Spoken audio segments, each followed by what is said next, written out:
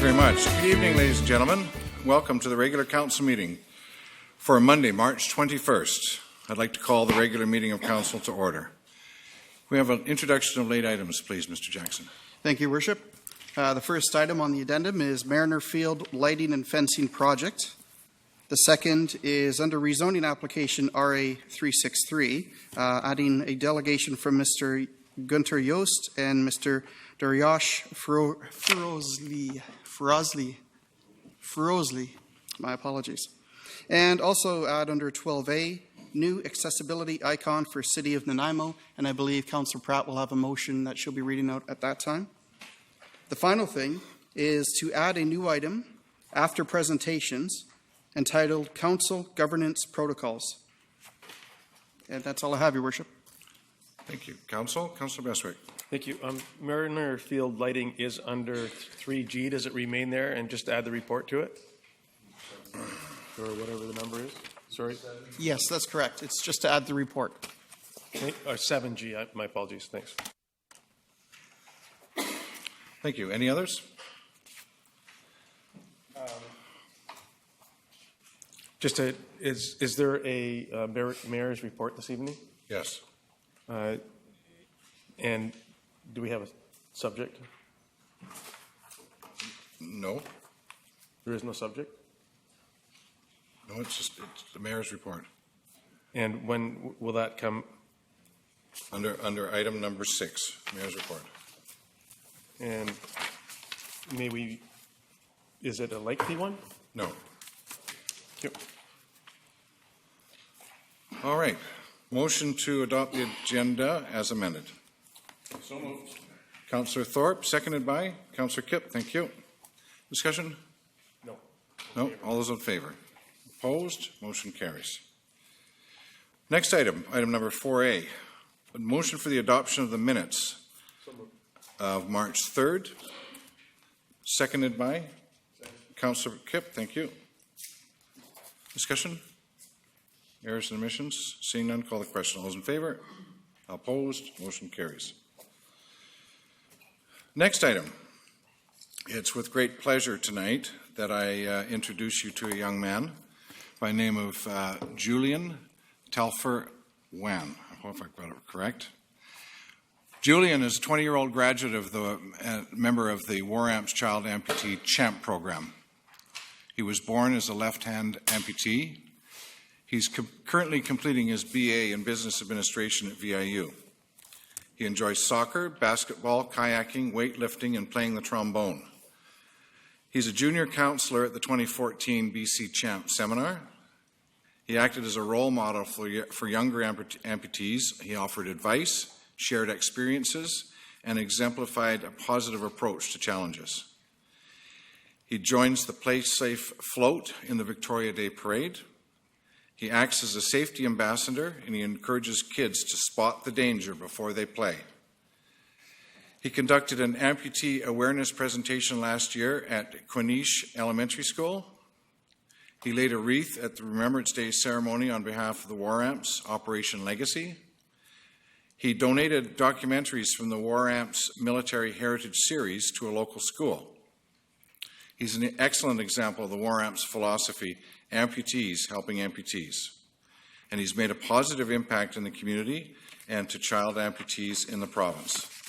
Julian will be awarded a certificate in recognition of his involvement with the War Amps and for spreading important messages in the community. Julian, could I meet you up in front of the TV set, please?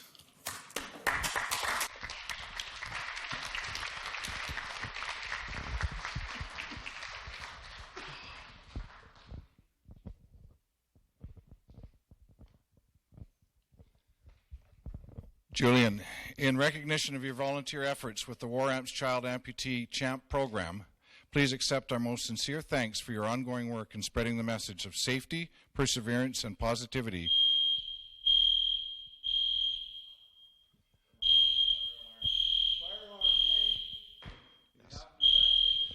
to our community.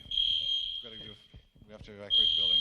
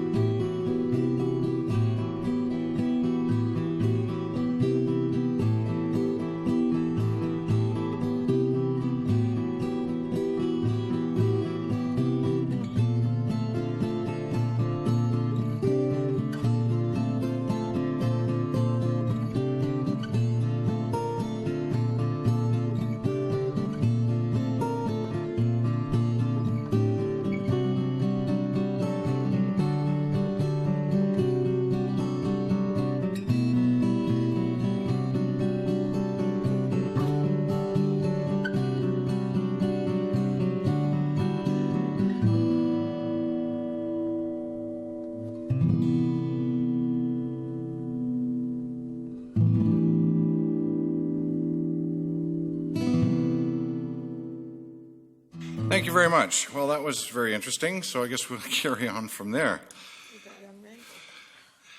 Julian has left the building.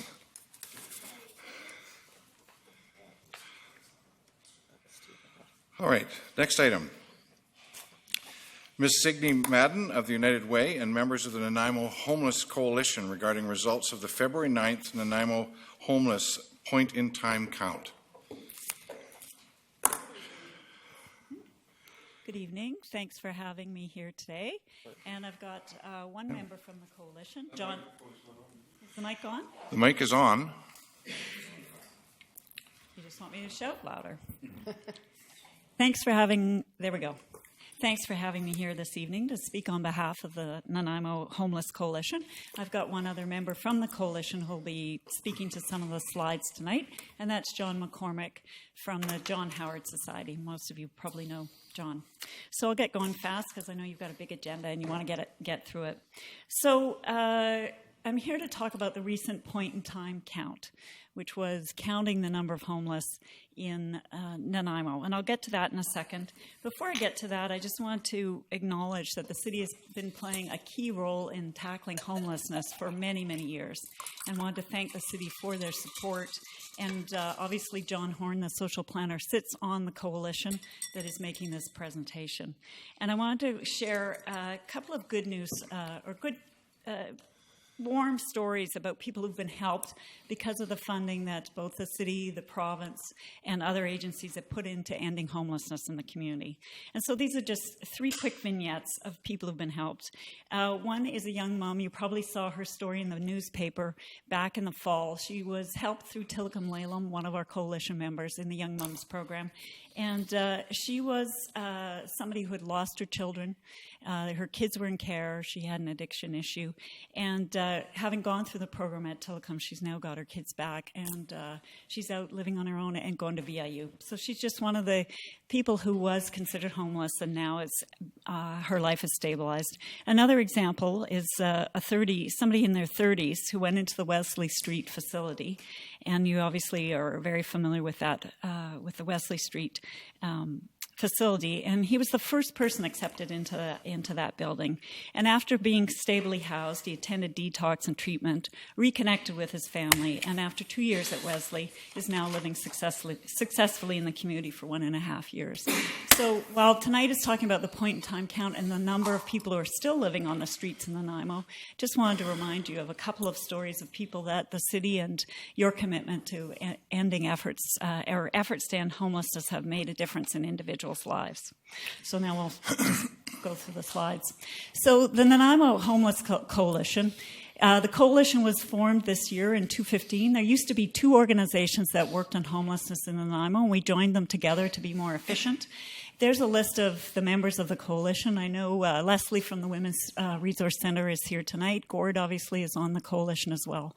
So there's a good cross group of people active on the coalition, and really we're one of the most successful communities on the island, other than Victoria, in tackling homelessness. And one of the reasons is because the group of funders, service providers work together, and we meet monthly to try and tackle these issues. So we're the Homeless Coalition, and that's our membership. So I'm going to talk about the point-in-time count. So the point-in-time count was held February 9th this year in 2016. We were the second community in Canada to do our point-in-time count. There was quite a few communities across the country who did a point-in-time count. And so really what that is about is trying to get a handle on how many people are absolutely homeless. So I'll speak to that in a second. It was the 6th point-in-time count in Nanaimo. We haven't done one in 5 years. And so the United Way secured funding from federal government. Tillicum Lalem organized it. The RCMP Women's Center, City of Nanaimo, and a lot of other nonprofits were very active in it. How we did the point was different this year.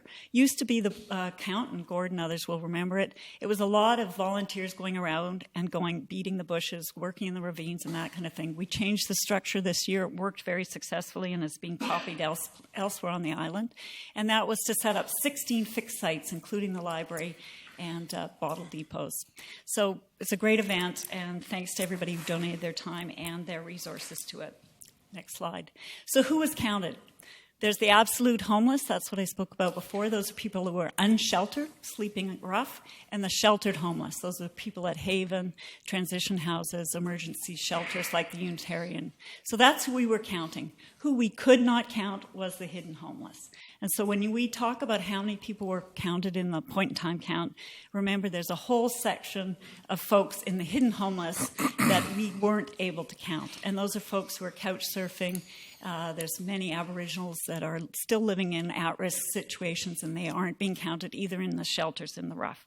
So absolute and hidden homeless is important to remember. Next slide. So what did we find? 174 homeless people were counted. There's the information about the demographics, more men than women. Again, you would see more women in the hidden homeless if we were able to count those. The overall average age was 40, which I was a bit surprised by that, how low that was. 70% lived in Nanaimo over 1 year. Lots of people, when they talk about homeless, will say these are people coming from Alberta, other parts of the country. No, these are people who've lived at least a year in Nanaimo. So these are our own folks, they're our own residents, so to speak. 74% were non-Aboriginal, 61% have been homeless over 6 months. Top reasons for homelessness: evicted or unable to pay rent. So obviously the issue of affordable housing is a key piece in not solving homelessness, but what we have to look to solve homelessness. And addiction, substance abuse, obviously we know that. Job loss or unsafe housing conditions. So it's important for us to realize there's 174 people in the absolute homeless category in our community at this time. So I'll pass it over to John just to talk a bit about some of the solutions that are in place right now and what we're doing to address homelessness. Thanks, Signe. So as Signe indicated, we've got some great activities that we're doing here in Nanaimo. There are a number of ways that we're approaching homelessness. Shelters are one of them. Emergency housing for women. The Salvation Army has a New Hope Center, as we know. And in all of these cases, these are attempts to catch people before they completely fall through the cracks. Of course, a lot of what we've done over the past little while is with the support and effort and participation of the City of Nanaimo, have been able to identify and create a number of permanent housing situations. The Wesley Street program, Uplands Walk, Boundary Crescent, which is opening in a few weeks, and we'll have another 41 beds. These are all great examples of the ways I think that we've done a really good job of responding to what is absolutely a need in the community. We also have a number of outreach teams. The host team is a good example of that, which is populated by Island Health and CMHA, the Canadian Mental Health Association, Ministry of Social Development and Social Innovation. So this is one very important way that we're responding to the need for housing people. The ACT team is an important provides an important contribution as well. It provides mobile and delivery services to the community that are primarily mental health related, so it's responding specifically to that need. In terms of some of the other ways that we're responding, we benefit from the homelessness partnering strategy, HPS. Nanaimo benefits to the tune of about $300,000 in funding that comes from the federal government. And that's broken up into two parts, Housing First and Non-Housing First funding. Housing First, we're one of 16 communities in Canada who are sort of the lead in this. And the program began in about September of this year, and we've housed 10 people so far, with a plan to house another 10 in the next year. On Non-Housing First, we're able to respond in more flexible ways to provide tenant support, supportive recovery for people who have addiction-based homelessness, and also provide some shelter as well. So I'll pass it back over to Signe to roll us through the end. So I guess my closing remarks are really about we still have 174 absolute homeless in our community, and we have more hidden homeless. But I do want to remind people and thank the city because we're the envy of Campbell River, Comox Valley, Port Alberni, many other communities, because the city and the RCMP and United Way and many of the organizations that sit on the coalition worked together over 10 years ago to come up with a strategy and a community plan that lobbied for and got that supportive housing. And the city came forward with the land. And you as a city council continue to support efforts to end homelessness, including the recent budget item to provide rent subsidies. So Nanaimo's done an amazing job in many, many ways. We've responded and we've helped people such as the folks I mentioned at the beginning, but we're not done. And so obviously it's in all our benefit to help the homeless get housed. Obviously sitting on the Nanaimo Economic Development Corporation Board, I look at it also from the lens of we want to make sure people are coming to our community, want to be part of this community. So what we leave you with is that we've got that number of people homeless. We're looking for more rent subsidies and trying to increase that from the BC government. And just to tell you that next time we come up, we'll be talking about the hidden homeless and telling you our efforts to figure out a number of those folks, who they are. That's our next topic that we're going to tackle at the coalition. But to thank the city because, again, the permissive tax exemptions that you give to many of those organizations on the coalition allow us to do the kind of work to support the city and the citizens of our city. So thanks for your time, and I hope it was educational. Thank you. Don't go away. We've probably got some questions for you. Councillor Thorpe. Thank you, Chair. Through you, thank you, Signe and John, very much for your presentation and for your work and your efforts. And thank you also for acknowledging the successes that the city and our agencies have had locally in trying to tackle this problem. As you say, the hidden homeless, that's a hard one to measure. Two questions I wanted to ask you about, and you've got it on your slide here, weather being a factor. If you could maybe just explain about that. And my second question is, do you have any comparable numbers for other communities? In terms of the weather, I was interviewed by a newspaper from Toronto about our point-in-time count. And one of the things that I mentioned in that was when we do a count in the summer, the numbers are quite a bit higher. And that's because we get a lot of people from Quebec, other parts of the country who think they can come out to BC and make a go of it, find some work, and often don't. And they're often... So often our population's a bit different in the summer and higher. Thank you. So in terms of the second question, I mean, the homeless numbers in Victoria are several hundred more than this. Obviously, Nanaimo's a lot more. I think it was 600, 700 they were talking just in the immediate downtown core, in the downtown east side. So I can't remember what the Oceanside numbers were recently. 70, I think it was 70 people in the Parksville, Qualicum Beach area. And that they did their count last year. Thank you. Councillor Bestwick. Thank you. Thank you for your work and thank you for your report. In your report, you mentioned that the last count was done 5 years ago. Is there statistics that would suggest that we're making progress, or is there suggestions that would state that we're not making progress? So without that information, it's hard to discern. I'm assuming that we're doing great stuff, and I heard you speak to the three people, and I know there's many others, but in the absence of that information, to know where we've come in 5 years. Yep, so we're going to be issuing the full report later this week, and we'll send it out to the City Council. We wanted to come and give you a little heads up before we issue the full report, and it has the comparable numbers from 5 years ago. Okay. The counts in the summer, I think it was 6 years ago, were over 200. John, I can't remember the actual number, but comparable to 175 for some of the years, the count when it was done in the fall. So I guess it's difficult to say. I mean, when you look at the number of people housed in the supportive housing, those are actual people, right? They're people who've come off the streets, they're in housing. If you hadn't done the supportive housing project, would we be counting 350 people this year? That's the question I think you have to ask is, if the city and the province and other partners hadn't come together, we'd be facing an epidemic, which we aren't here. We have services in place. So I think, the number's comparable, but people have been housed. Thank you. Councillor Hong. Thank you. Thank you very much for your presentation.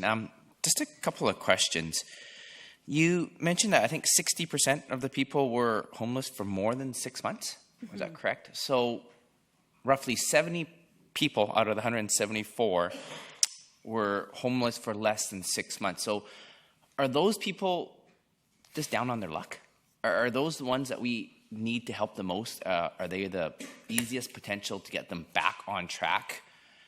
Is that where we should be focusing, especially with the transition housing and something that we can actually get them back on track to kind of get their lives back together?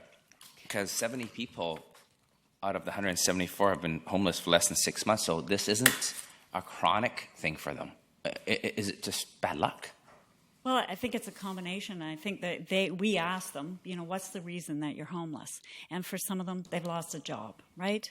Or they've lost the housing was unsafe. So you're right. I think a good number of those folks, and certainly our service providers who are out in the audience could speak to this more clearly because they're working directly with the clients every day. I've heard from the shelters that there's people in the shelters who actually have part-time jobs. It's not that they aren't. These are people who are working, cobbling together several part-time jobs, but cannot afford $600 a month, $800 a month, even $500 a month for rent. And so affordability of housing is probably the biggest issue for that group, plus employment, obviously employment. We see it in the food banks as well. There's so many people these are working poor people. These are not absolute, without skills, without education. They're living in the shelters and going to the food bank. And so I think you're right. There's a section of that population that could be helped if we could find more affordable housing. Thank you. Okay. Councillor Yoakum. Thank you for your presentation. And that's nice to. I'm glad there's a coalition working together. But the question I would have is, I'm looking forward to your final product and your report, and to see what we can do better as a city. For example, I'm pleased there's shelters and more. If we need more, hopefully we can get more. But what about like the city, for example? Like our public facilities for showers and for personal hygiene. If we are involved making that convenient, if not, I look forward to recommendations where we already have infrastructure in place.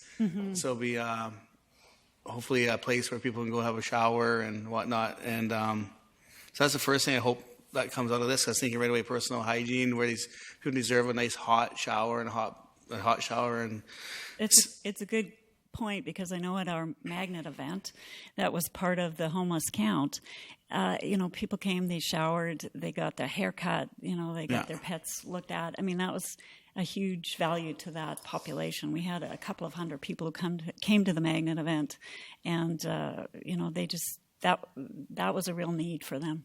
And then just a final comment would be with your coalition, where the city can be a support in regards to your lobbying for the feds and the province. For example, I'm really pleased the city and community champions, such yourself and your colleagues, have come forward to champion this cause. But I also get worried about the feds and the province offloading on municipalities. So it's only something we can tackle as one. So however we can be a support for your coalition, please reach out. Thank you. Appreciate that. Yeah. And my one comment about that is, as a United Way, we are in many communities now in Cowichan Valley as well, starting April 1st. And one of the things that I see is different in tackling, whether it's the sex trade issues, child poverty, is that City of Nanaimo invests in a social planner and invests in the time on the City Council agenda to talk about social issues. So, I do appreciate that we have that, and we're blessed to have it in Nanaimo, and that for sure will be coming back if we need your voice at the provincial and federal level. Thanks. Thank you, and thank you very much for continuing your very, very hard work. I know it's very difficult, and we watch what's happening in Victoria right now with them struggling. Whether they're ahead of us or behind us, they're having the same struggles that we are.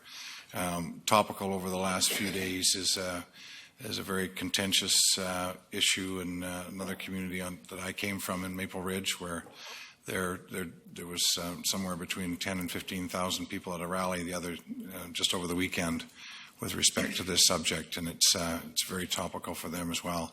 I remember Michael Harcourt saying that every one of us is either an illness, a job, or a relationship away from requiring help from their community. Thank you for your work that you do. Thanks for your time. I appreciate it. Good night. Motion to receive the delegation. Seconded by Councillor Pratt. Thank you. All those in favor? Opposed? Motion carries. So the next item tonight is the mayor's report. Sorry, it's the governance protocol. Oh, governance presentation. Pardon me.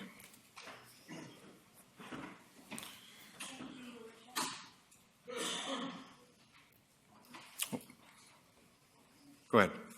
Thank you. The late item this evening are two motions related to council's governance. The first is a motion that was prepared that puts together in one place a series of steps that council has been taking over the last couple of months in its governance activities, and was prepared by legal counsel and circulated earlier. And it's staff recommendation that you adopt something formal so that there's a clear, concise record of how you're going to govern the affairs of mayor and council over the next period of time. The second item, which Victor Memba will speak to, is a new financial policy for council. It takes and puts together, amalgamates a number of motions and one-pagers and puts everything in one place that pertains to the financial management of council's budget and council's financial expenditures. So they're just putting the motion on the screen. I won't read it out. I'll let each of you go through it.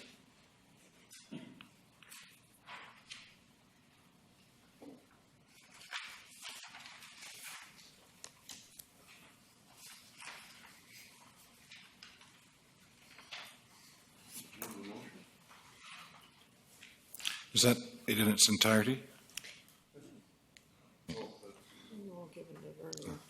The whereas clauses essentially state the legal framework of the community charter and identify your respective obligations as mayor and council members, and acknowledges those, as well as the efforts that you've been making towards collaborative, open, transparent governance.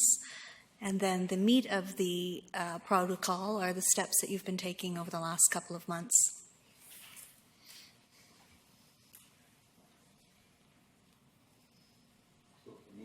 So there's, below that is the motion? Correct. That's the motion in its entirety. Councillor Kipp, you wish to move the motion? Yes, I do. I'll second it. Seconded by Councillor Pratt. Any discussion? Councillor Bestwick. Thank you. Very briefly, Ms. Samra, you indicated that there was two motions in the onset, and so this is. Deal with this one first and then deal with the financial afterwards. Thank you. Councillor Thorpe. Thank you, Chair. Through you to Ms. Samra, or to staff through Ms. Samra. I certainly have no trouble supporting this policy and this motion. I do have a couple of questions. First of all, we've referenced several times the Watson report, and which of course also deals with governance protocol. And I'm wondering if there's still a place for examining recommendations that were made there that we might be interested in, or has that been incorporated in this? Councillor Thorpe, absolutely. We still have the Watson report on the book. There's so many recommendations that we're continuing to explore. So this is just putting down a marker in the interim of the steps that proactive steps that council's been taking to govern. And we certainly are looking at the Watson report in respect of the committees, the commissions, and a number of other things that they recommended for best practices for good governance. Thank you. And my other question was regarding point number 4, where it references media. And am I correct in assuming that would also include social media? Yes. Thank you. Thank you. Councillor Fuller. Well, I'm reading number 4, because usually when social media is brought up, it's pointed at me, including to the media. Accurately reflect the will and direction of council, blah, blah, blah, blah, blah. Okay, cool. Those would be city-run Facebook, city-run Twitter. Gotcha. Number 6 is interesting to me. Council members will work together as a cooperative and cohesive group to ensure the objectives stated above are achieved and maintained so as to create an effective, efficient, and positive approach to dealing with council matters, the residents of the city, managers and staff, and the public. Sounds to me a lot like a code of conduct that 4 people signed earlier this year and 5 didn't, and we know how well that went. So how do you enforce something like that? The community charter doesn't even, there's not much you can do to someone who's going to not work with the others. We're finding that out all the time. And so I'm wondering how we would enforce number 6, or whether, it's too loosey-goosey. And until the community charter actually gives us means and ways to do stuff, it remains loosey-goosey. Honor system. Well, we've tried the honor system, and that doesn't work sometimes, sadly.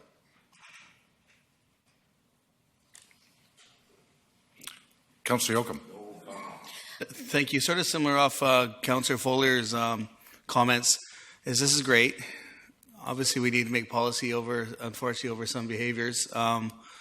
So, to the manager, Tracy, what do we do if someone isn't following this? Because I recall we made a motion for someone to work with you, and it hasn't happened. So who polices this? Because we say, oh, well, that's worked. The purpose of having a governance protocol policy and adopting at this point is to demonstrate commitment by the members of council to work within these parameters. These principles came from discussions with you, by you, in various different meetings through various different motions. So it's putting them in place. It's a tool for council to use, working with one another. In terms of compliance, that's something that council will always be working with one another under the community charter and other legislation to hold each other accountable for their conduct and discharging their lawful obligations under the community charter.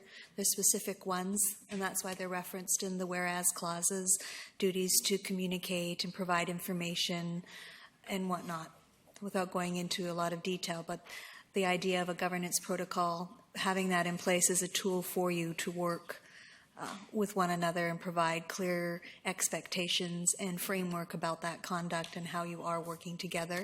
It's a demonstration also for staff to understand the different ways that you're going to be interacting so that we can put the administration services behind that in terms of making sure you're getting your correspondence in a timely manner, that all of council is aware of the types of events that you're being asked to participate in, where you're asked for your feedback and support, so that everybody at this council table is fully informed at all times and at the same time. Yeah, I'm not sure this will conclude. If my piece was answered, but nevertheless, it just takes professionalism and working together, so we'll go from there. But it hasn't worked yet to this point. Some of the motions we made, and there's no repercussion, or how do we implement it? But anyways, that's obviously another conversation. Thank you. Councillor Bestwick. Thank you. I think it's an outstanding direction and directive.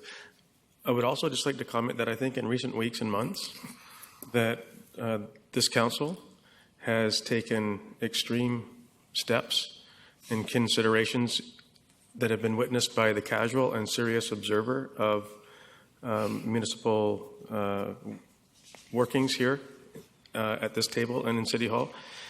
And I think each of us need to be cognizant of the fact that we have made extraordinary efforts to work together collectively, more harmoniously, and I don't think that it's any secret that our freshman year away from home, if you will, was not a very positive year in the classroom.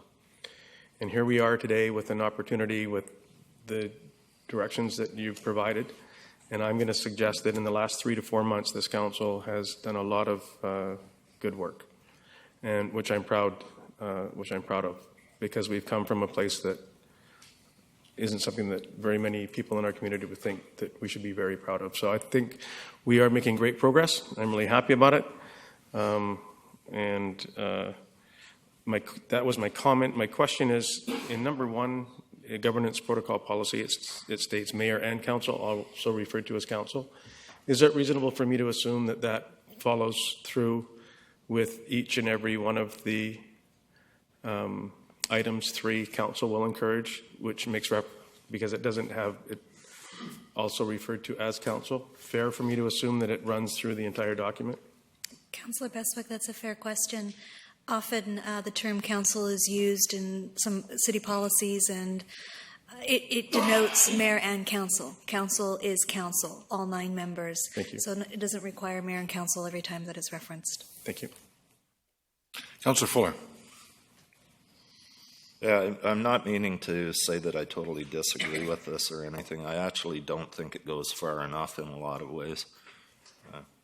Number 2, the acting mayor will attend all public meetings and functions together with the mayor, or if the then acting mayor is not available, the next councillor. What about not so public meetings with the mayor or with council? Isn't it advisable that 2 people be in those meetings with regards to some of the stuff that's been happening lately? And that's not in there. And I would think it would be very advisable in some cases to have that happen. It is implicit in number 1, the portfolio system. And we're just preparing, there's been a lot of email correspondence on it and discussions with you.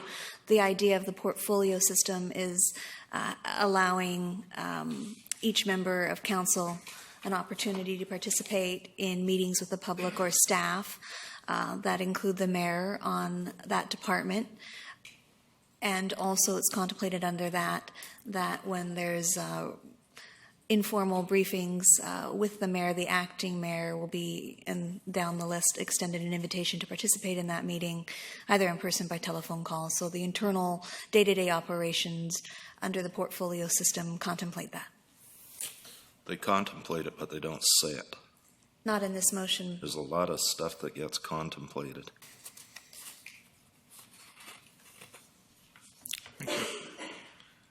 Seeing no further speakers, call the question. All those in favor? Opposed? Motion carries.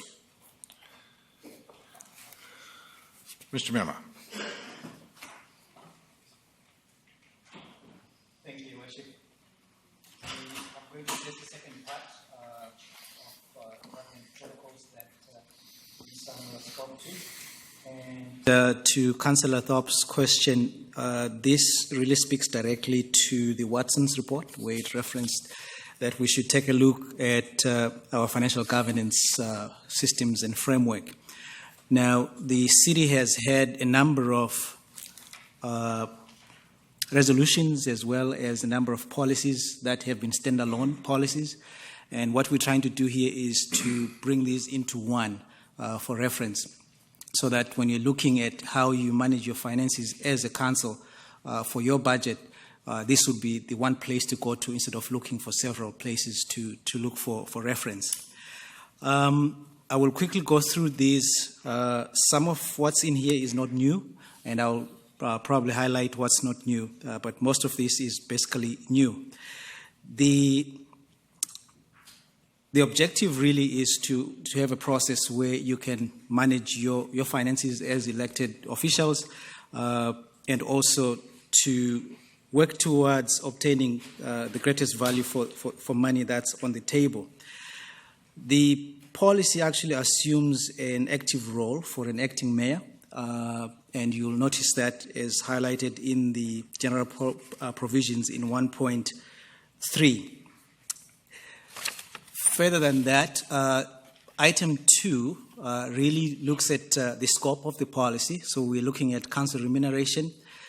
We had a separate policy for that, and I'll speak to that in a moment. We look at attendance of meetings in and out of town. We have had a policy in place for that. Training and development, expense, reimbursement, legal fees, association fees and membership dues, and also provision of equipment and furniture for elected officials as they do their their work either from home or from the office at City Hall. And then lastly, it's provision for council initiatives. We do provide, as it stands now, about $100,000 for council to direct the CAO from time to time on specific items that you would like addressed. And so we are placing a framework around how we will manage that process. What's new on item 3, which is council remuneration, is we are proposing that for the active role that the acting mayor will be taking, that we have an acting pay rate, which would be about 10% of the base for the mayor. Given that we already have the 8 councillors in this role, at least for 6 weeks in a year, from a budget perspective, this would actually amount to just about under $10,000, and we can easily accommodate that. In terms of benefits, this is not new. This is what has been in place, that council would access the same level of benefits that are provided to the management group at the city. In terms of attendance in and out of town meetings, this has already been in place. 4.1, mayor and council can attend in-town meetings as they feel appropriate. For out-of-town meetings, there is a resolution in place already for the standing conventions and meetings for FCM, UBCM, and AVICC. And then the item 4.3, obviously things happen, so the mayor and the acting mayor may attend out-of-town emergency meetings on the understanding that they would actually, first of all, notify council that they are attending this meeting, and then come back and make a report for the benefit of the rest of council. Any travel that's not provided in 4.2 and 4.3 would require pre-approval through council resolution or motion. In terms of training and development, what we are proposing here is that, subject to availability of a budget, which means at the beginning of the year when we go through the budget process, we would provide you with an opportunity to estimate how much of training and development you would like to undertake for that period or for that year. And any travel that's associated with that would be subject to exception 4 in this policy. Expense reimbursements, these would be managed in the same manner that we manage expense reimbursements for the rest of city employees. In terms of legal fees, there's basically 2 ways how legal fees are handled. One, it is by council resolution, where council decides they would like to get a legal opinion on an issue, and they will direct the CAO to undertake that work. And secondly, in a conflict of interest, council, as of now, has actually made a provision in the budget that for any councillor who may feel that they may be in a conflict of interest position, they can actually seek guidance. And what we have added here is that in a case where the rest of council feels that a member is in conflict and the member hasn't taken the initiative to actually validate that with legal counsel, council may direct that issue be reviewed by legal counsel. The important thing to note here is that when it comes to the ownership of these legal counsel opinions, they really reside with the individual councillor, and they have the right to withhold that information, and they can decide at their discretion whether to make that information available. But if it's an initiative that's set out by council, obviously that information is actually owned by council as a group.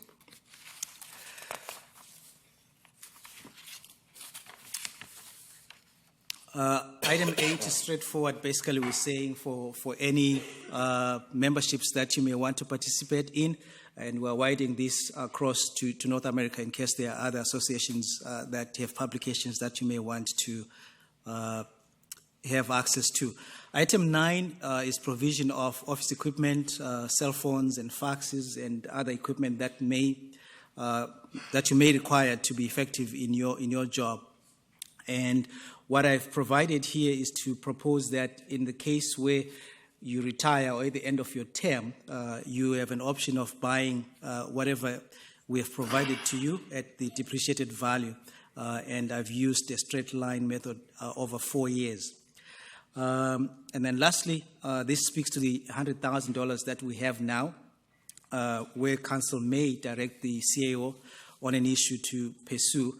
And so when that happens, it will be by council resolution, and the CAO will then follow up, directing staff to undertake the work that council may have asked.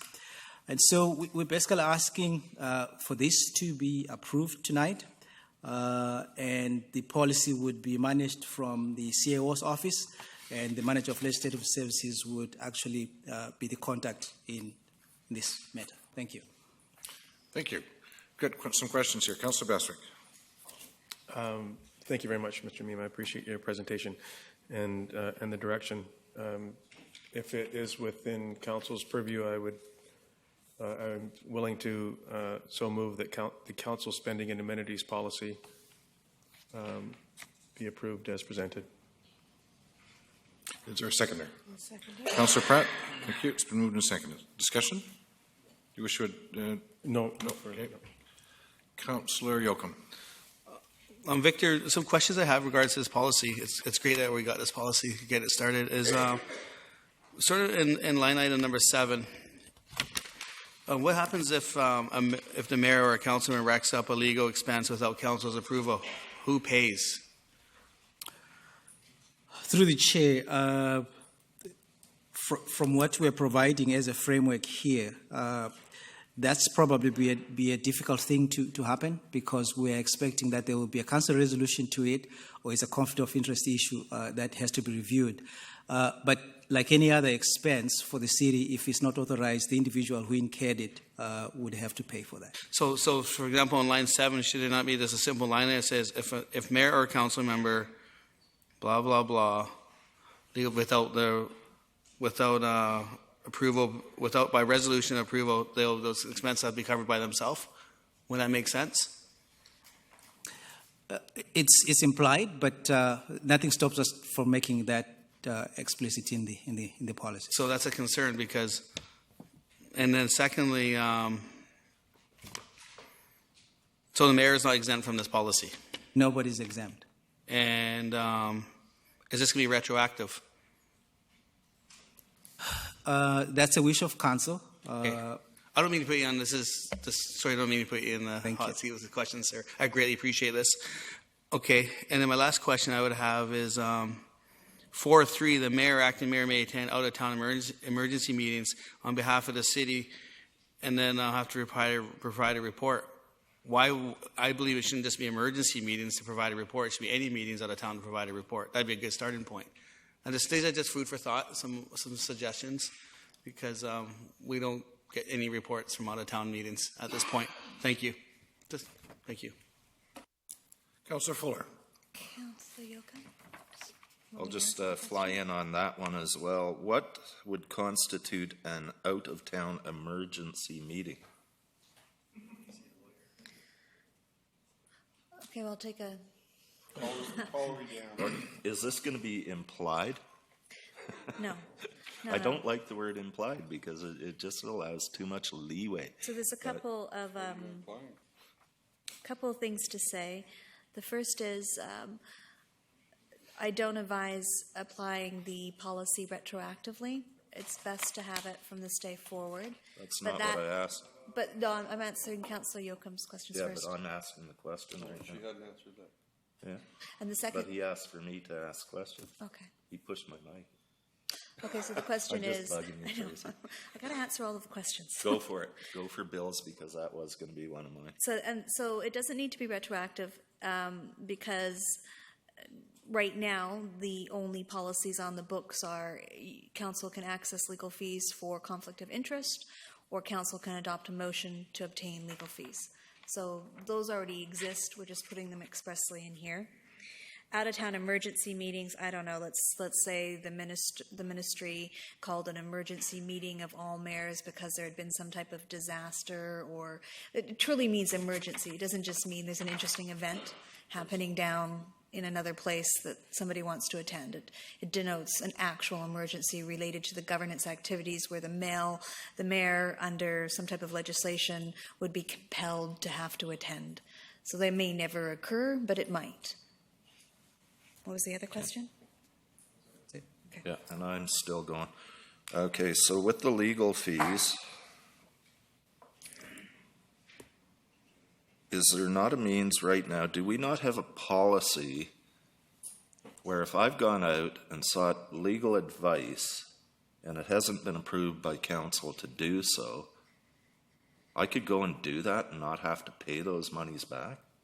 Is that the way it works now? I could go out and get all the legal advice in the world and say, hey, wait a minute, taxpayer is going to foot the bill on this one? Through the chair, the current policy requires that there be a council resolution, or it falls under conflict of interest. So those are the two avenues you can actually seek for that. Okay, so if there was no resolution of council for someone to go out and seek those legal fees could be required to be paid back by the municipality. Now, depending on, after review, what that looks like, and if it's proven that it's not falling in any of those two categories, obviously, that's the standard process. Thank you. And I was of the understanding we already had a policy around $3,000 per councillor with regards to conflict of interest inquiries. Through the chair, that's correct. So in writing the policy, my first draft actually had the $3,000 in there, but when you write a policy, you want to say council will provide, because that number may change. So if it does change, we don't have to come back and change the policy. And now I'm going to go to the acting pay rate. What's the current salary of a city councillor, roughly? The numbers I have for 2015, that was at $35,437 for a councillor. $400 and something dollars. Calculate. And so now what we're looking at is increasing that by approximately $10,000 a year, which would be a 28% increase in pay. No. Okay, good. I'm glad I'm wrong on that one. So I heard that the acting pay rate would be around $10,000 a year, or 10% of the mayor's base compensation. Yeah, through the chair. So the way we have the acting pay rotation work is you each act for 6 weeks in a year, and you're only paid for that 6 weeks in a year. But we are only that's the 10% of the mayor's salary across the 8. Okay, it's across the board. Yeah. Good, because I can see some people seeing that and coming back at us and going, "What in the are you doing? Giving yourself a raise of 28%?" You're taking on more work. Thank you. No, I get that, but you're not taking on enough work to constitute a 28% raise. It's far less than that. So just for context, this is based on a formula that we've used before. And the formula that we use is that the city of Nanaimo's mayor and councillor base rates are the median of 12 municipalities. And so for councillors, they range from the highest being 48,000. And the lowest that I'm looking at here being 24,000, and City of Nanaimo is at 34, so we're in the median. I get all that. It would be a portion of the 10,000 K that's Correct. set out for each councillor, which that's a bit better. Thank you. Thank you. Councillor Hong. Thank you, Councillor Fuller, for asking those questions, because they were kind of on my mind. I didn't want to slide this in what Vancouver did with their 12.6% increase right at the end, so I'm hoping that the people here can discuss it, because this did come late and it wasn't on the agenda, so I wanted to make sure that it was cleared. But the question I have with regards to acting mayor is, what happens if you don't want to be the acting mayor? Well, Like, if somebody's busy with a job or that time comes up and they're gone for that 6 weeks and they don't want that responsibility, do we have a policy to say that, oh, well, if you don't want to do this, we're going to skip to the next person until you juggle your schedule? Or how does that work? Because I think I asked this question when we came up last time with the rotation. right? Because I didn't want to be the same rotation for the next 4 years of my term, because that's how traditionally it worked. So I asked us to be bounced around. So, but now what happens if that person doesn't want to be acting mayor? If we're asking for extra duties of acting mayor and they can't perform those duties, doesn't that kind of defeat the point? So the rotation of the acting mayor is what you set at the beginning of each year, and it's at that point that council members discuss what role they want to play. There's nothing to compel you to be an acting mayor. So that's part of the answer. The other is that with the acting mayor now, often the acting mayor isn't available, so it falls to the next acting mayor. In reality, with the portfolio system and your current workload, you're working well over 20 hours a week, if not 35. You're getting about an hour's worth of email, correspondence, and substantive work sent to you each day as mayor and council get updated on various things. Your meeting schedule hours are coming up almost 20 hours a week between the committees, these council meetings, COW meetings, and a number of special meetings we're having for core services. So your schedules are very full, and that's not including the invites to all of the different events that are occurring around the city. So the workload is considerable amongst this council, sharing that right now. Thank you. Thank you. I see no further questions. So no further discussion. Call the question. All those in favor? Opposed? Motion carries. Thank you, Mr. Bama.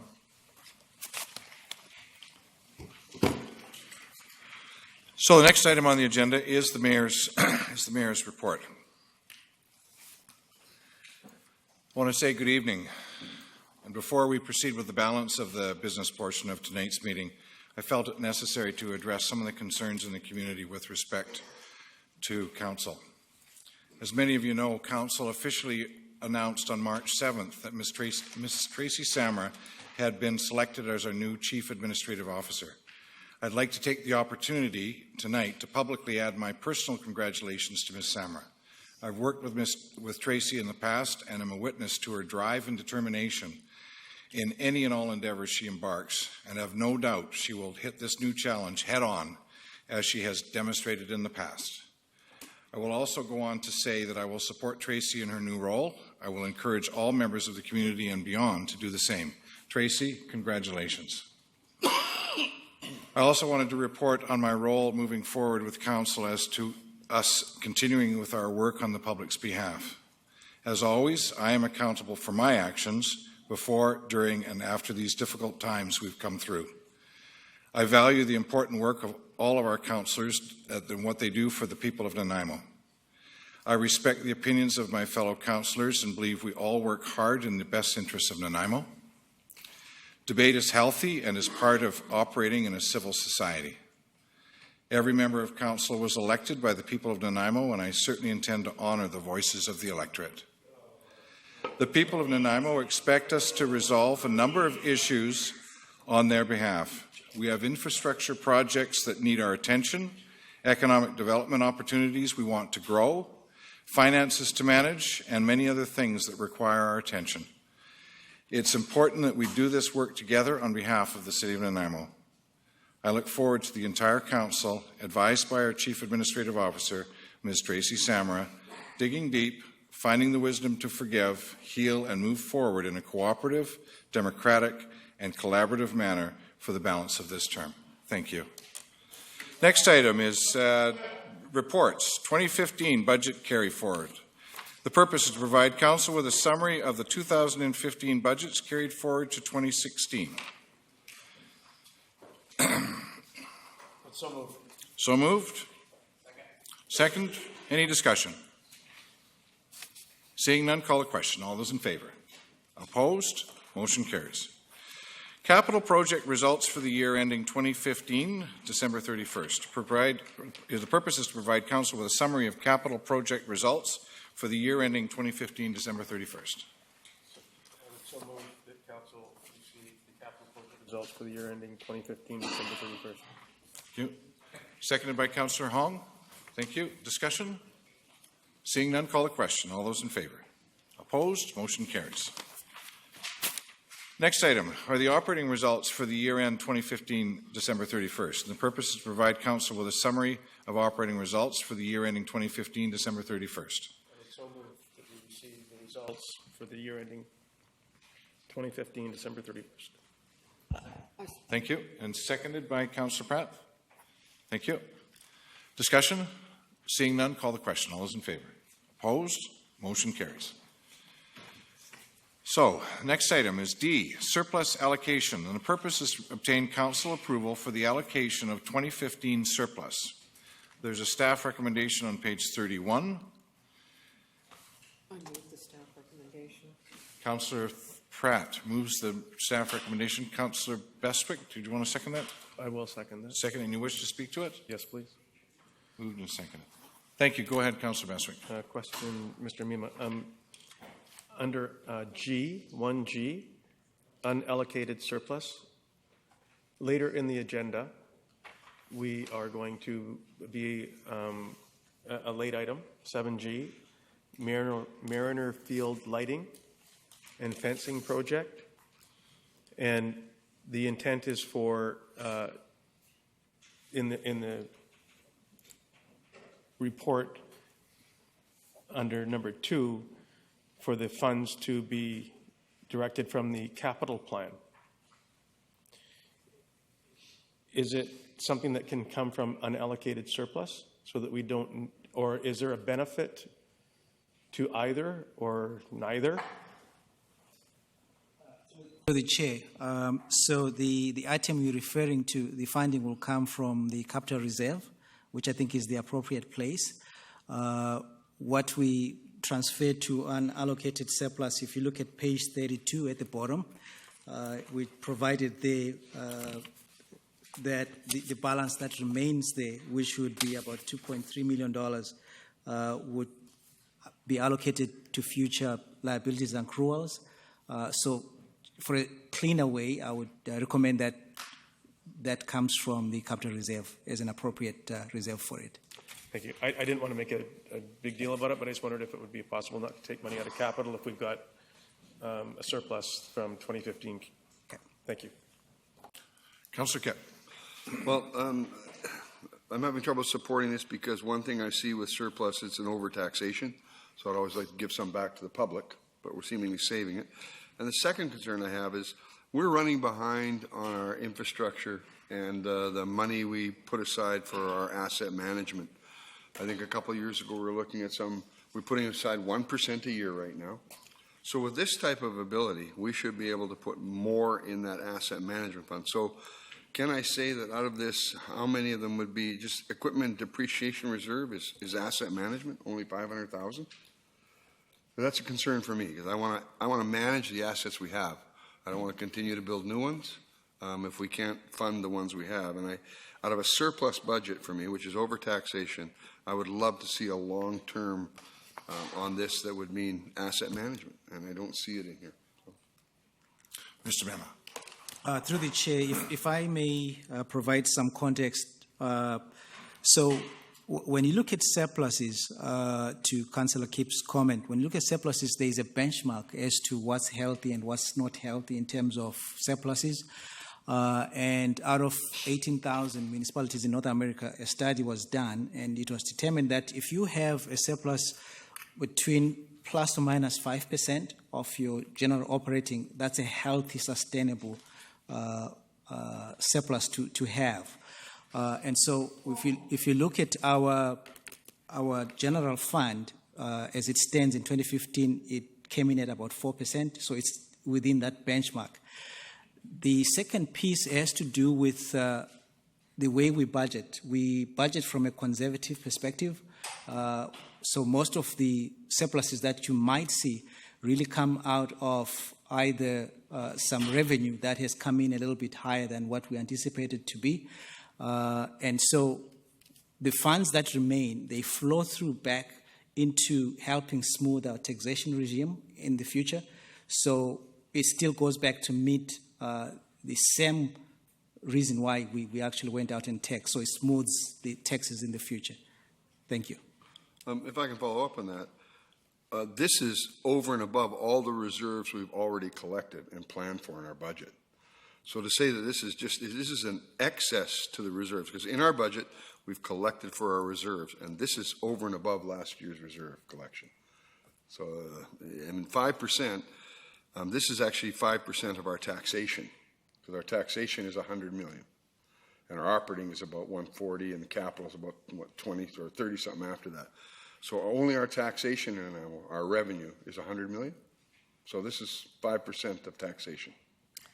So I just look at it with this not sharp mind of mine, that's over taxation.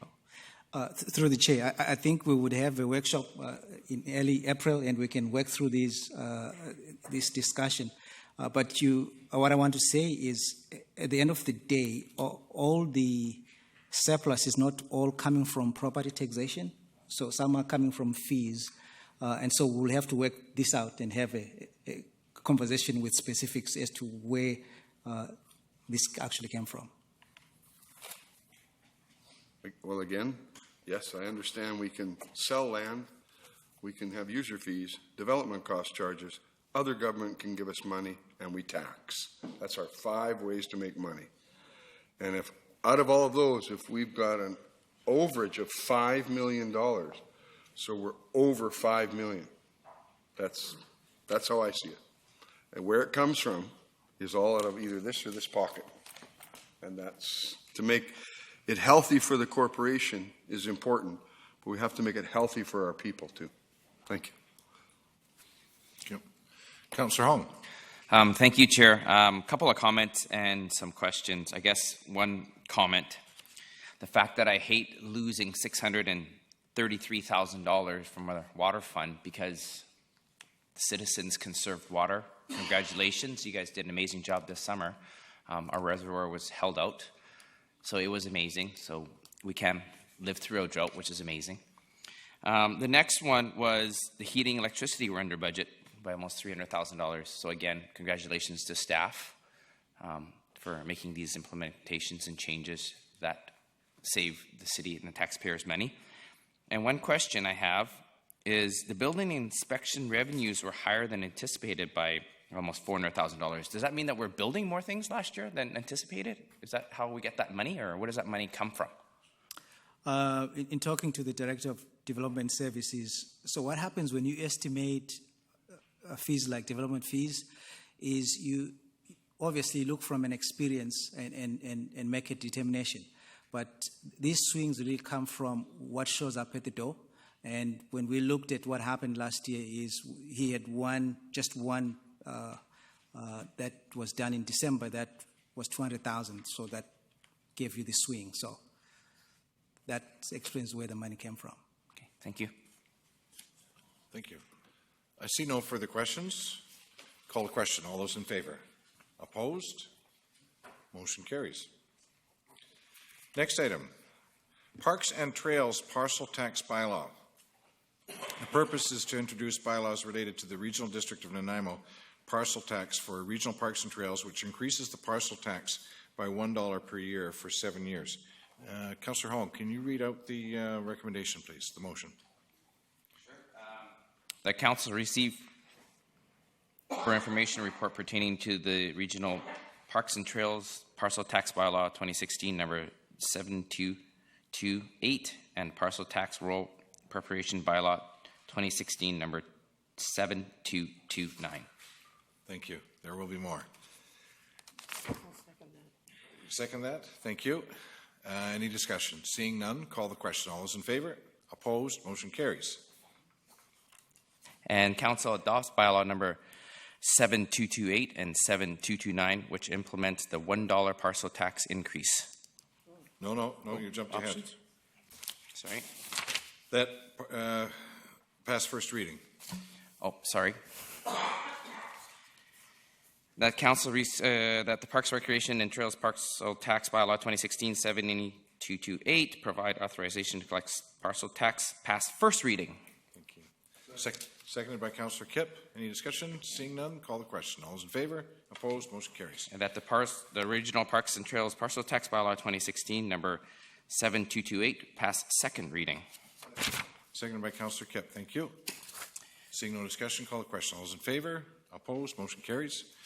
And One more. finally, That the Regional Parks and Trails Parcel Tax Bylaw number 2016, number 7228, pass third reading. seeing no discussion, call the question. All those in favor? Opposed? Motion carries. Now, bylaw 7229. That the Parcel Tax Roll Preparation Bylaw 2016, number 729, pass first reading. Seconded by Councillor Thorpe. Thank you. Seeing no discussion, call the question. All those in favor? Opposed? Motion carries. Great. That the Parcel Tax Roll Preparation Bylaw 2016, number 7229, pass second reading. Seconded by Councillor Thorpe. Thank you. Call the question. All those in favor? Opposed? Motion carries. That the Parcel Tax Roll Preparation Bylaw 2016, number 7229, pass third reading. Seconded by Councillor Thorpe. Thank you. Seeing no discussion, call the question. All those in favor? Opposed? Motion carries. Thank you very much, Councillor Hong. Council appointments to the Parcel Tax Roll Review Panel. To request council appoint no less than 3 council members to the Parcel Tax Roll Review Panel as required under the Community Charter. There's a staff recommendation on page 42 that council appoint at least 3 council members and 1 alternate to the Parcel Tax Roll Review Panel for 1 year, for the term ending December 31st. Councillor Yocum. I'd like to nominate Councillor Bestwick. Thank you. Councillor Bestwick. Thank you. I will accept the, thanks a lot. I'll accept that. And I would just like to ask the question that with our new portfolio structure, where would this fall under in the new portfolio structure? And who is on the portfolio? I am? I think you're with Victor, yes. Oh, you're Victor, okay. I think you were with I'm Culture. I'm in Public Works and Engineering, Okay, I think, sorry. because I know a lot about plumbing. It runs downhill. Yeah. Yeah. I would recommend Councillor Hong and Councillor Kip, Well, because it if I falls may, within, the only reason I'm mentioning the portfolios is whoever is holding that portfolio should be an audit, should be a given. So, welcome to the parcel tax roll. You. Okay. Okay, so Councillor Bestwick, Councillor Kip has accepted. Councillor Pratt. I was going to recommend Councillor Hong. Our city manager has already done that, so as long as he accepts. Right. So we have 3 nominees and we need an alternate. May I suggest somebody that sat on it in the previous for the experience factor? Your Worship, that was Councillor Pratt, Councillor Thorpe, and yourself that was on last year. Any volunteers? Councillor Thorpe. Thank you. Okay, so did you want to speak, Councillor Pratt? No, Other than that, sorry, okay, that's, thank you. That's how I wanted to. All right, so we have for nominations Councillor Bestwick, Kip, Hong, and alternate Councillor Thorpe. Seeing no further discussions, call the question. All those, pardon me? That is, We need a mover. that's, oh, thank you. So moved by Councillor Yocum, seconded by Councillor Pratt. Seeing no further discussion, call the question. All those in favor? Opposed? Motion carries. Next item. Yeah. Okay, hang on. Oh, I'm sorry. Next item, Councillor Bestwick. Mariner Field Lighting and Fencing Project. I would so move all 3 of the staff recommendations. Moved by Councillor Bestwick and seconded by Councillor Yocum. Did you want to speak to that, Councillor Yocum? Just quickly, thank you. I just wanted to state I'm very pleased with this motion. Long overdue. We have a history of producing great baseball players. Now we'll get more players out of the city with the lights. Thank you. Thank you. Councillor Hong. Thank you. Just a question. What happens if they don't get the money? Okay, just to make sure. Okay. They come through. We're empty-handed. Councillor Thorpe. Thank you, Chair. Through you, I'm very pleased to support this motion. I think it's a great idea, and I want to thank Mr. Harding for his quick work on producing this report and the recommendation. I think it'll be an excellent partnership, and it's something that's long overdue in our city. So I certainly want to wish minor baseball the best of luck as they move forward with their application for this funding from the Blue Jays organization. Thank you. Thank you very much. Seeing no further discussion, call the question. All those in favor? Opposed? Motion carries unanimously.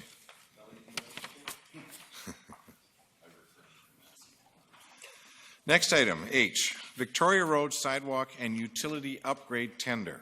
And the purpose is to advise Council of a public tender call of $250,000 and above in accordance with Bylaw 7175 and to obtain Council's approval to conduct a budget transfer of capital funds to cover the water system upgrades identified during design that have been added to the project. Can we get someone to move the recommendation to get it on the floor? Council direct staff to receive a budget transfer of $60,000 from the water road rehab budget to be included in the Victoria Road Sidewalk and Utility Upgrade Tender. Thank you. And seconded by Councillor Pratt. Thank you. Discussion. Councillor Bestwick. Thank you. Not to belabor, but this similar question as I had previously as it relates to our surplus. And we're moving money from the water road rehab budget when we have surplus. So I'm just rolling over from 2015. We have this $1.4 million of surplus. Why don't we just take some of that money and throw it at this as opposed to taking money out of the road rehab project? Well, we have road rehab money, and that's specifically what we set the road rehab money for, is to deal with this issue. So this fits really well with, so when we're doing road rehab work, we do commit a certain amount of money to deal with water, sanitary sewer, and storm issues that result out of those works. Okay, fair enough. Thanks. Thank you. Councillor Fuller. Could you define what an improved pedestrian crossing is at both Rainier and Needham Streets? Are they going to paint the lines? Yes, I believe we're putting in a crossing there. Well, there's already a five-way stop at Needham and Victoria Road. Yes, but it'll just be. You're going to repaint the lines? Well, yeah, it'll get updated to the current standards. Awesome. Thanks. Thank you. Seeing no further questions, call the question. All those in favor? Opposed? Motion carries.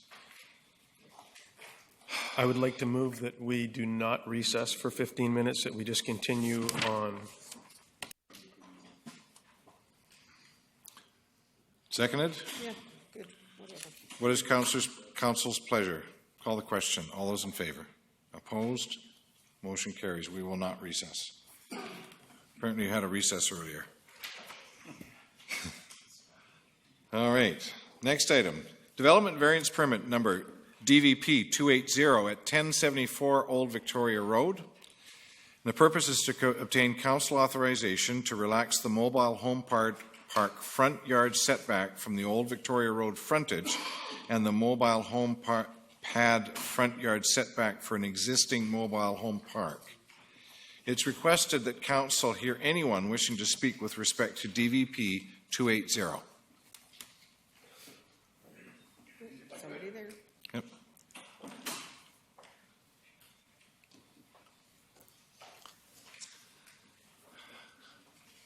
Got a couple handouts if it would help so you can see what If you'd like to pass them to the clerk, that would be fine, sir. If we could get your name and address for the record. It's Chris Filardo. I'm at 1851 Evergreen Way. Can you pull the microphone just a little bit closer to you? That's great, Filardo. thank you. 1851 Evergreen Way in Nanaimo. Thank you. The park is at 1074 Old Victoria Road. I'm the owner. Just like to give you a real quick history, 120 seconds here. Better use my glasses. So the mobile home park has been in operation for some 60 years or more. There's at least 2 residents in the park that have been there for 43 years. I took over the park 11 years ago and continually working with the residents to clean up and remove clutter in old rundown buildings. It's the smallest mobile home park in Nanaimo and has the lowest pad rents. I have replaced much of the infrastructure, including all new water lines, large portions of sewer lines, and patch pavings, roadways with traffic calming devices, speed bumps. And I'm in the process of planting shrubs and gardens to beautify the community. In this variance, what I'm looking for is, and I'll outline it, is currently the homes are placed on or over the property line with some as much as 1.5 meters onto the road right-of-way for the city. In the efforts to clean up and redefine the Chase River Mobile Home Park, I'm in the process of replacing as many as 6 of the older homes with new units. Proactively, and that's what you have in front of you, is proactively, I've hired a surveyor to provide an extensive drawing of the property and come up with a plan to move these homes off the city right-of-way and roadway.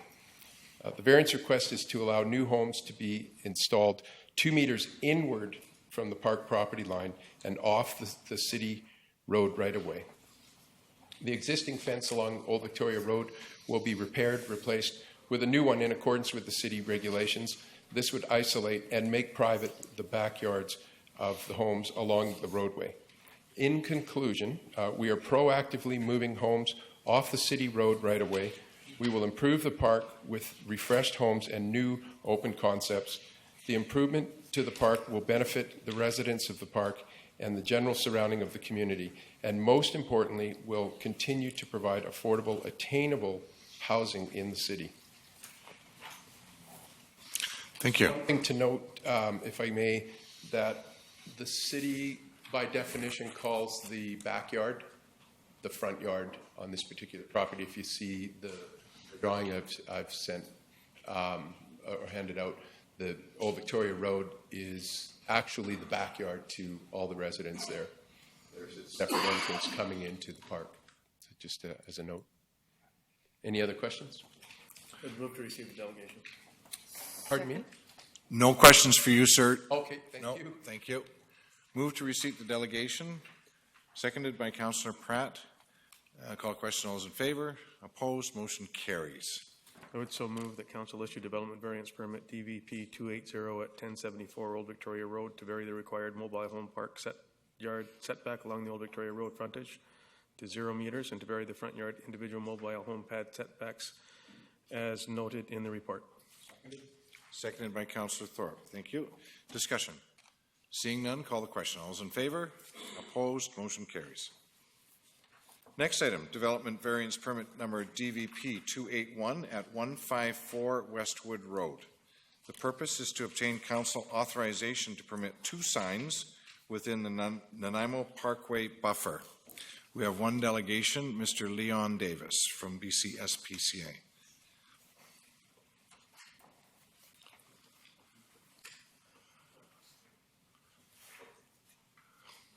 Council, nice to see you all again. Do I have my clicker? Oh.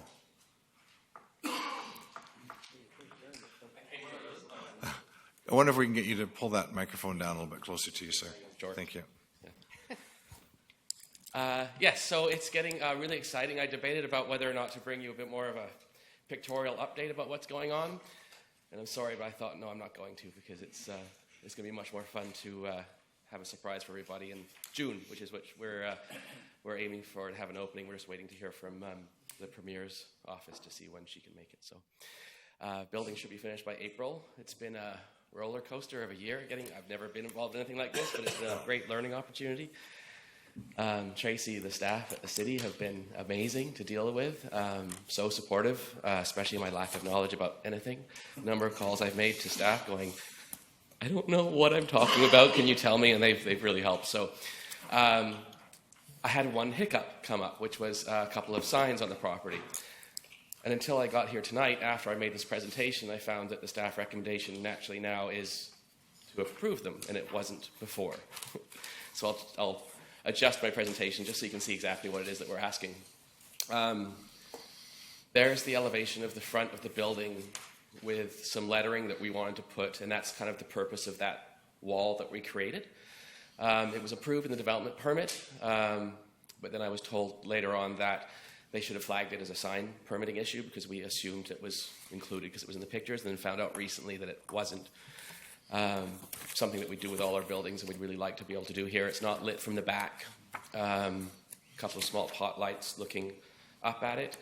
And it says it faces the parkway, but the parkway, there it is. It's only 8% of the entire front elevation.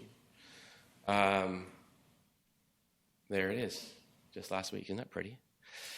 That's what we do in Maple Ridge. The letters won't be as big as that, but just to give you an example of the kind of thing that we're looking at.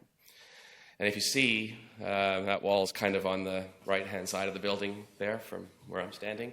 The parkway runs kind of parallel with the building, so we kind of always argue that it doesn't actually face the parkway. Through this whole project, we wanted to be really respectful of the parkway zone and the beauty that it presents. So we invested quite a bit of money in planting hundreds of trees by the fall, full-grown trees. If you guys aren't doing anything in about May, anyone who wants to come and help plant some forestry seedlings, it would be great. And maintaining those trees to kind of block the building. We were requested to have kind of only glimpses of the building from the parkway. So really, once those trees are in, you're not going to see much of the building, let alone the letters on the front. And the second sign is you'll see just at the entrance to, off of Westwood Road there, the little tiny rectangle next to the roadway entrance. That's actually on your land. A small strip of city land. We have a right-of-way across, and we really wanted to have a sign just marking the entrance with the address on it. We, of course, we would have proper insurances in place in case it needed to be removed or something happened. Again, not lit from the back, just well, I've got a picture, I think. There it is. A 6-foot cedar sign. KS Signs locally gave us a fantastic deal for the project to do this, so just pinned letters on this sign with a little bit of a light going up. Again, you won't see that from the parkway. That's it. Thank you very much. Councillor Yoakum. Thank you. Thank you. So it's good to see you as well. And you say you don't know much. Actually, you know a lot, especially about dogs and cats. But you stated the parkway, there can't be no lights on the parkway. Is that the city or is that the highways? Because I think if you can see from the parkway, that's great. So people can say, hey, there's the SPCA. It's funny because when we went through the whole process of the committee that we had to go and see, I forget what it's called. It's formed with local business people that kind of give us feedback on the design. Yeah. And they all loved it, and it was just so West Coast and so Nanaimo, and we loved it. And then we were told, but we don't want to see it. But you have to do this, and you have to do this, but we don't want to see it. So, Who doesn't want to see it? Sorry to interrupt. Who doesn't want? It's a part of the parkway agreement that says that we have to maintain the. I think it is up to some. Wow. Okay. Well, of how that agreement is read. So we're talking about kind of planning department and things, I think. I'd love to not spend the money. I mean, putting forestry seedlings in along all there, we wanted to make it look really pretty, and we really tried to not take any trees down. But there is, if I could talk to somebody about it, I mean, we're in the fall putting in full-grown trees. They're going to cost us $10,000 a year to maintain with watering, which I'd love to not have to spend. But if someone could give me guidance at some point about how I would address that, that would be wonderful. Thank you. Councillor Hong. Thank you. I think this was kind of part of the notice of motion that I was going to make with regards to signage and the parkway bylaw. So I knew that you were coming up, and I think I'll be making that. We're going to bring that forward in late spring so we can get moving on with it. But yeah, like I said, 8% of your sign faces the parkway. It's not obtrusive or intrusive or distracting to drivers. So, we have other businesses in the Boxwood area that have the same concerns. So hopefully we can address these signs. Thank you for bringing this forward. Thanks. Okay. Councillor Fuller. I always found it kind of funny because I drive down the parkway and I keep looking at the building as it's going up, and I'm going, how in the heck would they even expect you to be able to see that sign from the parkway? It's pretty bizarre. On the other side of the parkway, however, you can see a number of signs quite well. And yeah, so I'm glad to see staff change their mind. I don't know why they changed their mind, but they did. Thank you. Councillor Beswick. Thank you. Congratulations, and I'd like to receive the delegation. Second the motion? Thank you. Call the question. All those in favor? Opposed? Motion carries. Councillor Thorpe, question for staff? No, I'd like to move the recommendation, Chair, that Council issued. Well, before we do that, Sorry? we need to, we still need to request if there's anybody Oh, else. sorry. Okay. Is there anyone else that wishes to speak to, with respect to DVP 281?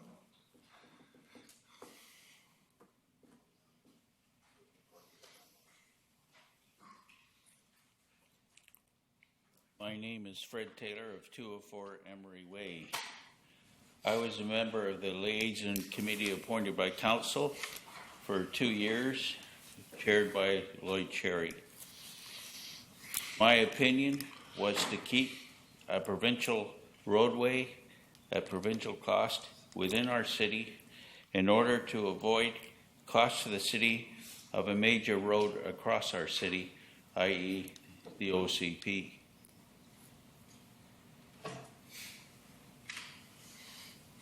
Yes, there are several businesses who have attempted to install signs facing the parkway, all ordered to remove them.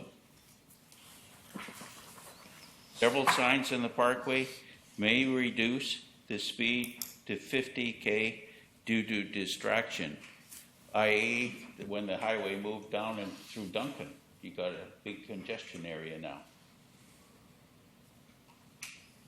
This was all explained to us during the time of selecting a road through the city. Don't destroy our green belt.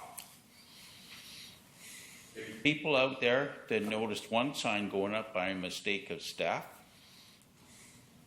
Very upset. They want one too. You're going to start something rolling here.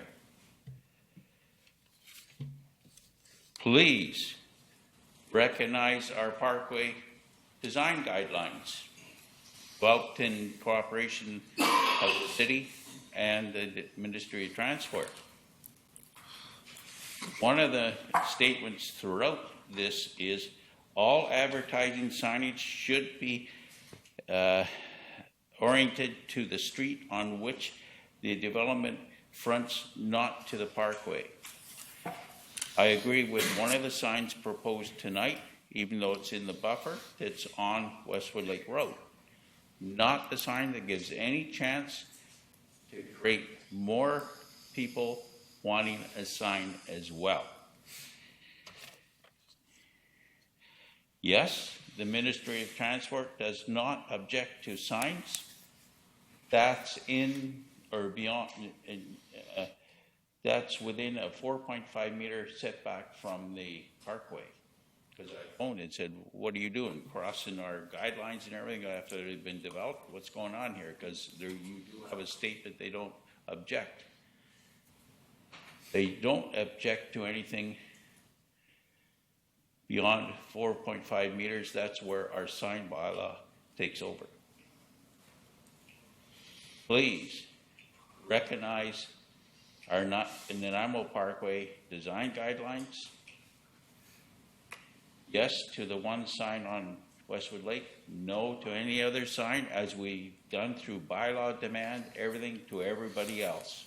Or you could see a highway that's reduced from 90 to 50 because of distractions, etc., and all kinds of things. So I cannot support the one sign, sorry. Thank you, sir. I see no questions. Move to accept the delegation. Move to accept delegation. Thank you. Seconded. All those in favor? Opposed? Motion carries. Councillor Thorpe. Well, I've got one more time. Pardon me. It's requested that council hear anyone wishing to speak with respect to DVP 281. Second time, anyone wishing to speak to DVP 281. And for third and final, anyone wishing to speak with respect to DVP 281? Seeing none. Councillor Thorpe. Thank you, Chair. I'd like to move the staff recommendation, and then I will speak to it if I may. That's that Council issue development variance permit number DVP 281 at 154 Westwood Road to vary the provisions of signed bylaw 1987 number 2850 in order to permit one fascia sign facing the parkway, excuse me, and one freestanding sign within the 200-meter Nanaimo Parkway buffer. Thank you. Is there a seconder? I'll second it. Seconded by Councillor Pratt. Thank you. And you wish to speak to it. Please go ahead. Thank you, and I appreciate Mr. Taylor's comments, and I would not be in favor of massive signage along the parkway and would certainly argue against that type of visual pollution. But I am also convinced that in this particular instance, this signage would not cause distraction, would not be a visual pollutant, and I think it's worth considering. So I will support this. Thank you. Councillor Beswick. Thank you. I just have a question of staff as it relates to directional signage. Obviously, the traffic coming there will have to exit off the parkway onto Jinglepot, and that's going north on the parkway, and then coming south, they would have to exit on Northfield Road, I'm guessing, that exit in order to come back and down Bowen Road and across.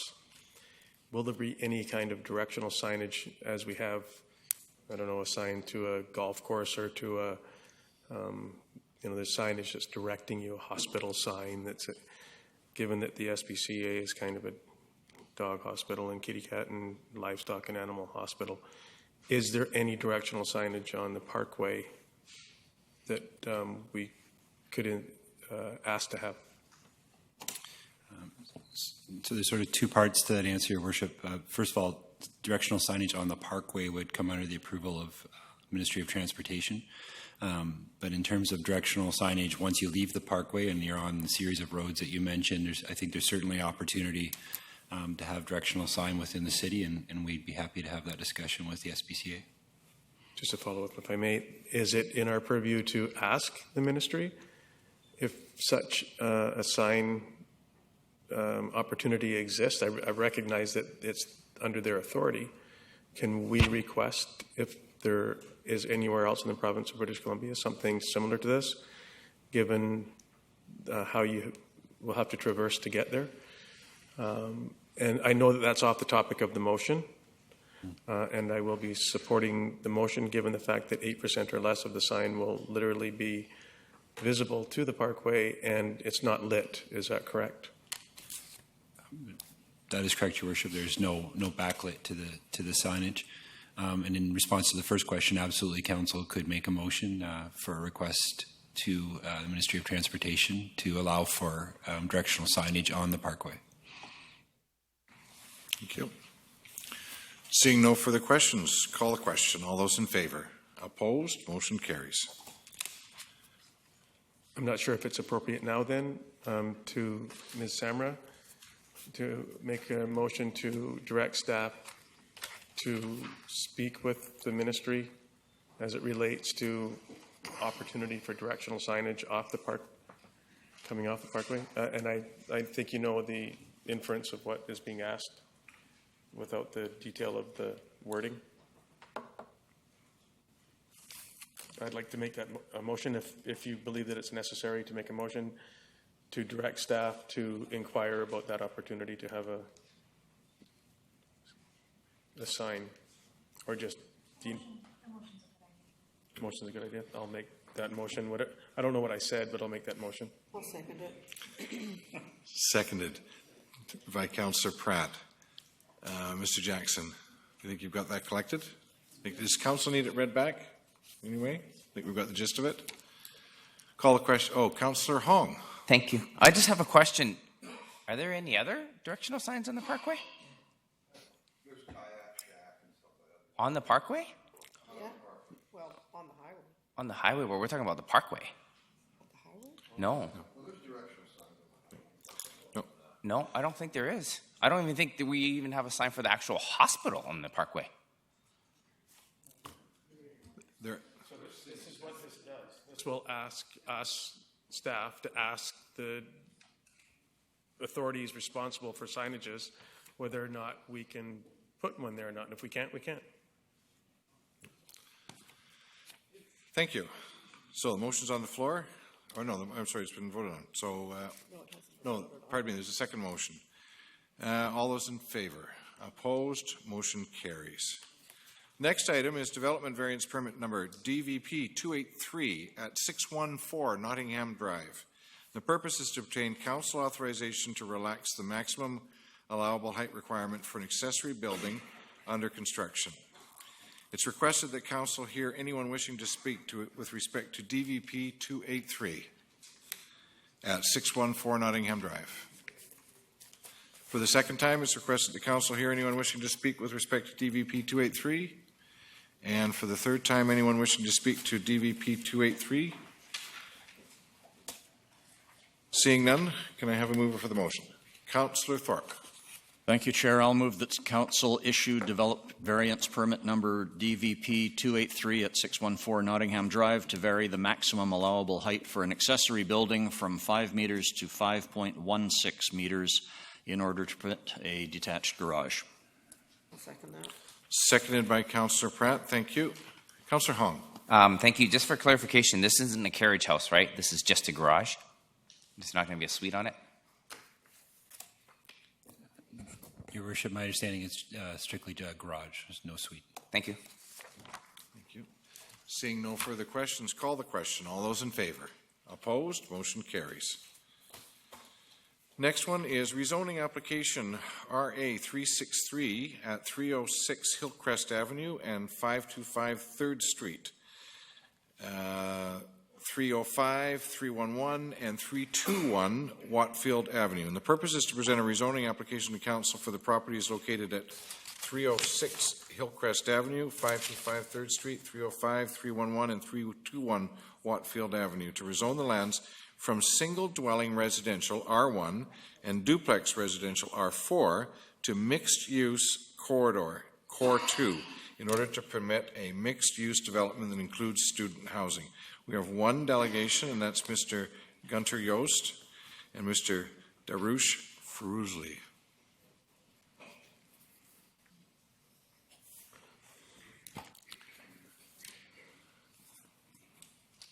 Thank you, gentlemen. Good evening, Your Worship. Members of council. If we can have your name and address for the record, I'm sorry. Pardon? Your name and address for the record, please. My name is Gunter Yost. I live on 5954 Wall Bank Road, Nanaimo. Thank you. Sorry to interrupt you. That's okay. I was going to say that next. I'm speaking on behalf of the developer that is looking to rezone a property located along 3rd Street between the Hillcrest and Watfield. Since we've revised our project considerably, I would like to give you a brief outline, and later on our architect, Dariusz, is going to give you the details of the development. At present, the site looks, of course, somewhat messy because we've got storage shacks, workshops, and a couple of older houses, and they, of course, construction. Site will be cleaned up.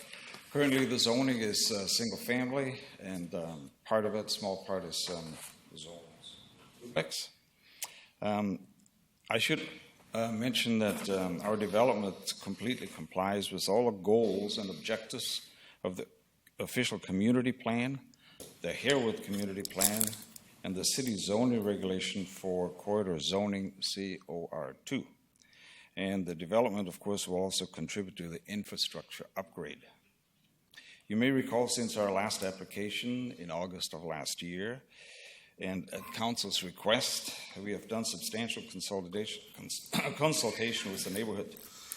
We have addressed the neighbors' concerns, and we have had further dialogue with the neighbors, of course, throughout the process. From the various meetings with the neighbors and also members of the Harewood community group, we have integrated some of the wishes and outlined the rezoning as per the rezoning rationale that is before you. We have revised our plans from the original design, which now the neighbors are more in favor for, and we have a lesser density for student housing. We have in fact deleted one entire student building. Before we had 3 buildings, and now we only have 2. We have orientated the buildings on the interior so that we give you a lot more setback from the south property line, which was a question at the time. And so I feel now we've got a better layout and, of course, incorporate a lot of the wishes and concerns of the neighbors. We also provided an east and west drive-through within the property to give you a better traffic flow. And since the property, of course, is located close to the swimming pool, ice arena, and close to Vancouver Island University, we'll also provide for student accommodations, particularly for students' needs. And I'm told from the Director of International Housing at the university that there's a waiting list for students to look for that kind of particular accommodation, which we'll provide. We'll also provide on-site property management to give seamless operation. So in summary, the development has been reduced by approximately 30% for student housing. And overall, by about 18%, which is way below the allowed CR2 guidelines. Of course, there'll be a sizable community contribution towards the upgrading of 3rd Street, which is PTAC has also approved the application as supportive of existing long-range plans for the city. So we, of course, are looking for your approval for first and second reading at this time. And now I'd like to call Dariusz Firozly to give you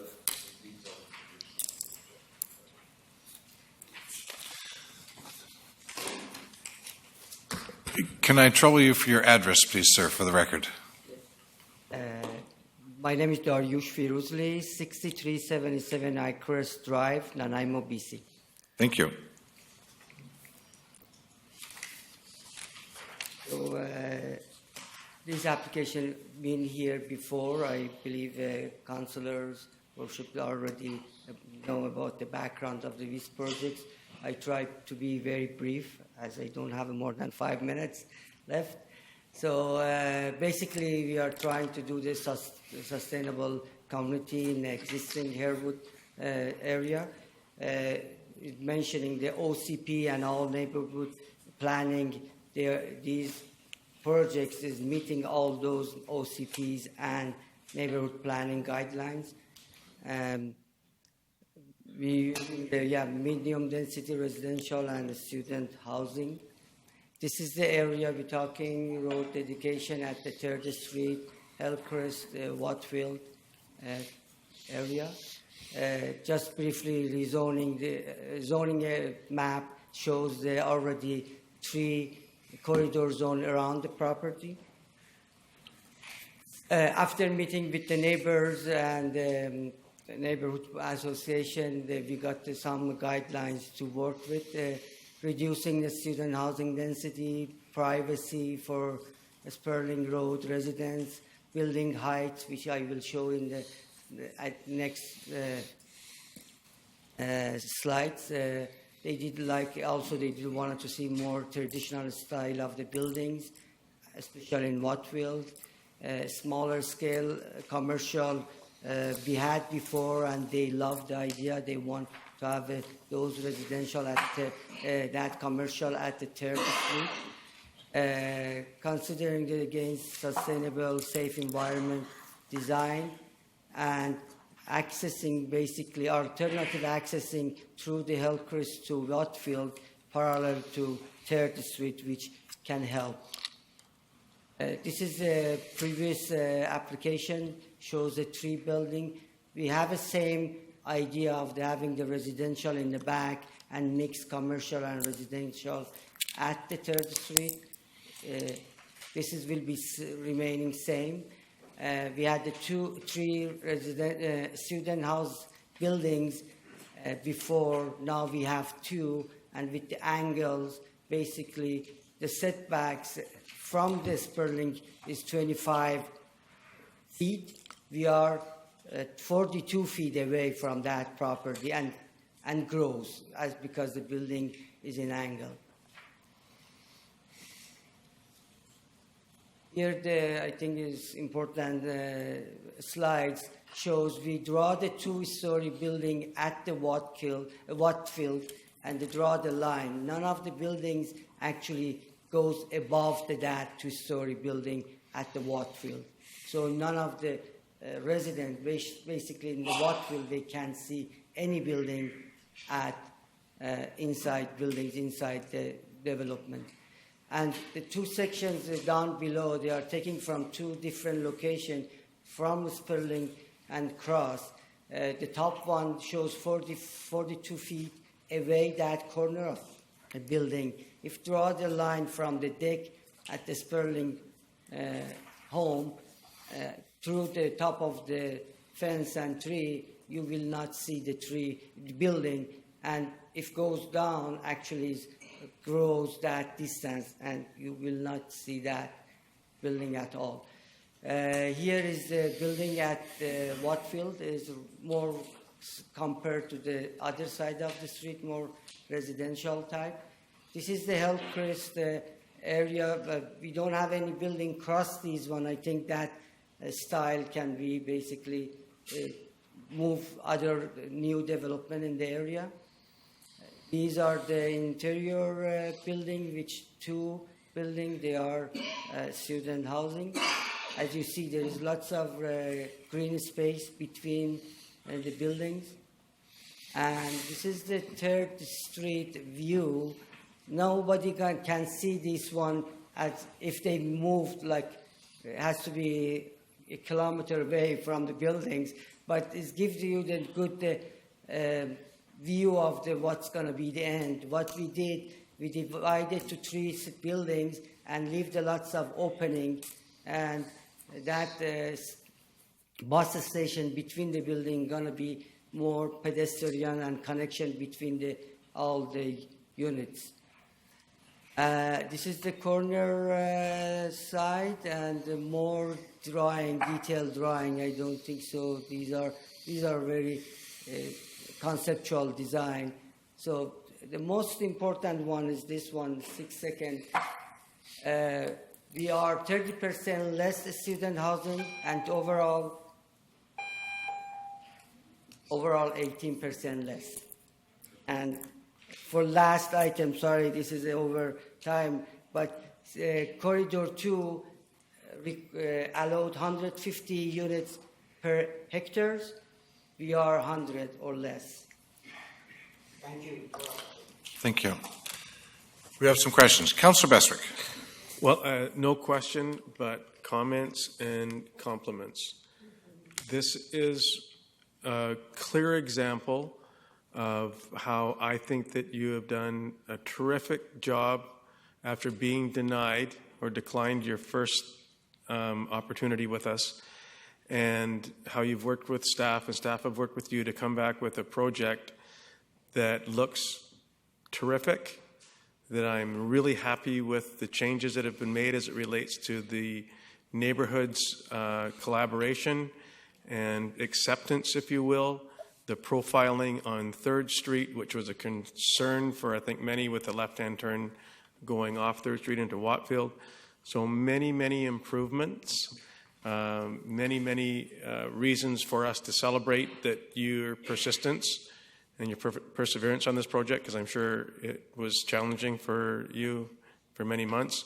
I compliment you for that. I compliment staff and everybody that was involved in it, and I really look forward to what we'll do next, and that's vote. Thanks. Councillor Pratt. Thank you. Well, Councillor Bestwick pretty well said exactly what I was going to say. The one thing I did want to comment on, I do know that one of the things in the past was that people were worried about parking on the street, and I see under your new development that there's a lot more parking underneath the buildings, and so I really do compliment your efforts on making this a much more, it fits in much better with the neighborhood, and I haven't heard from the neighborhood yet, but I'm assuming that they're a lot more pleased with this as well. This is my old stomping grounds. I lived a block away from this, and so I really do commend you on this really lovely design. I think it's going to fit in really well with that area. Thank you, Councillor Fuller. I too appreciate you getting out and talking to the community, doing the due diligence that we asked of you. This is a rezoning, and I see these happening all the time in the city. And, you know, we all talk about what a great thing it looks like, and, you know, this is very cool. It's going to fit right into the neighborhood. And then we see the property go up for sale within a week or two of it being rezoned and nothing being built. So I really hope something is going to be built here. It's a big project, by no means it's a huge project, and I hope this doesn't become one of those empty lots that we continue to see the real estate things on. Perhaps I can answer that very quickly. No, we definitely intend for the project to go ahead. It's been a battle to come this far, and it's going to be a process to go on forward as well to reach the final stage.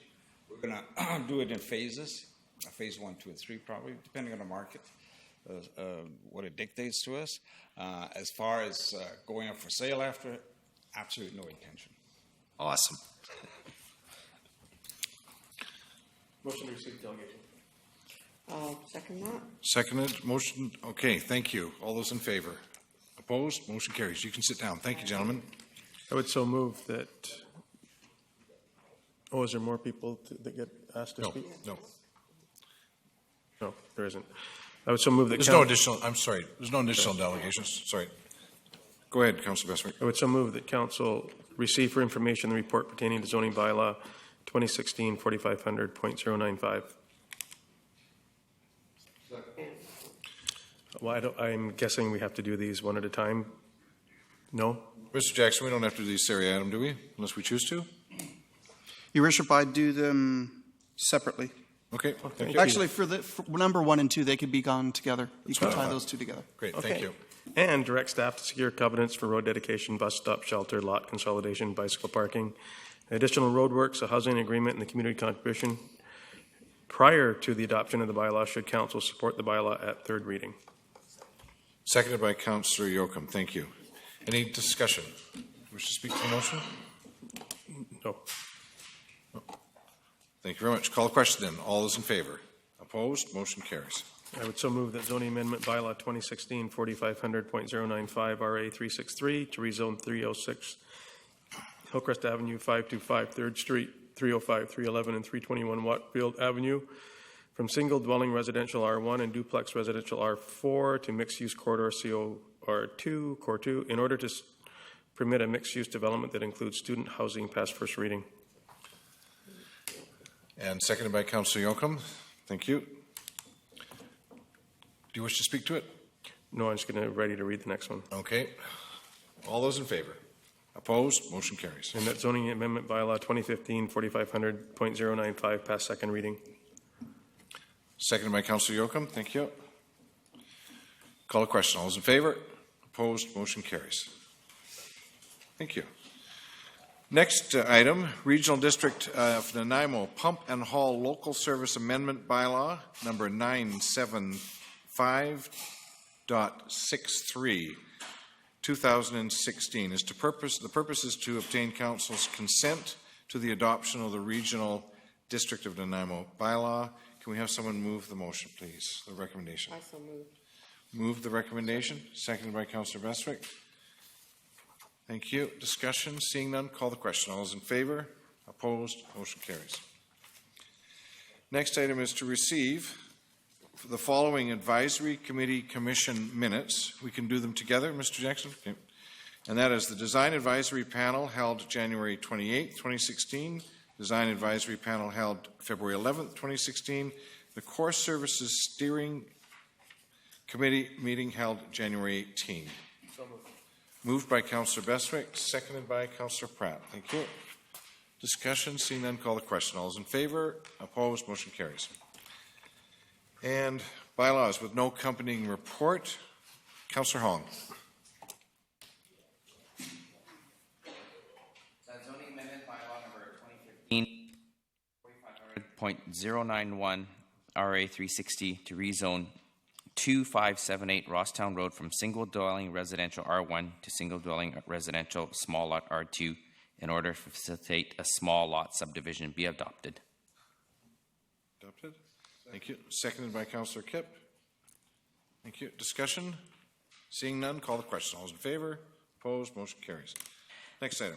That highway closure and dedication removal, an unnamed lane adjacent to 867 Bruce Avenue and 538 8th Street, bylaw 2016, number 7223, be adopted. Seconded by Councillor Kipp. Discussion? Seeing none, call the question. All those in favor? Opposed? Motion carries. That waterworks rate and regulation bylaw 2006, number 7004.11, to enact regulations concerning restrictions on the use of drinking water be adopted. Moved and seconded. Thank you. Call the question. All those in favor? Opposed? Motion carries. Next item. No correspondence. Seeing none. Council appointments. None. Notice of motion. Any notices of motion? Yes. Councillor Pratt. Thank you. I'm not sure whether this needs to be a notice of motion or whether I can move this tonight, but I will read the motion out and then I think just ask for the guidance of council on this. We did have a delegation come to us last week with a new mobility or accessibility icon, and that was provided by the Nanaimo Disability Resource Center. And the motion I would like to make tonight is that council adopt the new accessibility icon as provided by the Nanaimo Disability Resource Center for use on all public signs marking wheelchair accessible parking, and that old signage be replaced with the new icon as opportunities arise. Thank you. Yeah. It's a notice. Yeah.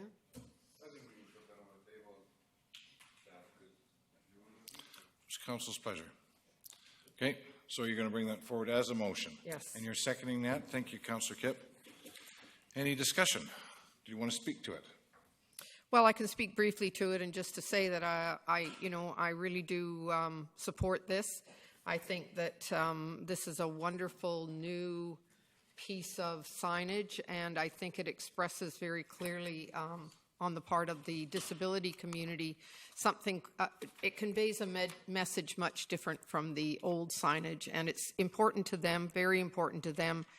I can't see any reason why we would not want to change to that logo once we start changing signs. Not that we need to go out there and start changing the signs, but as we are changing signs out or putting new signs up, we should be using the new logo, in my opinion. So that's why I brought the motion forward. Thank you. Any further discussion? Seeing none, call the question. All those in favor? Opposed? Motion carries. Next item is question period.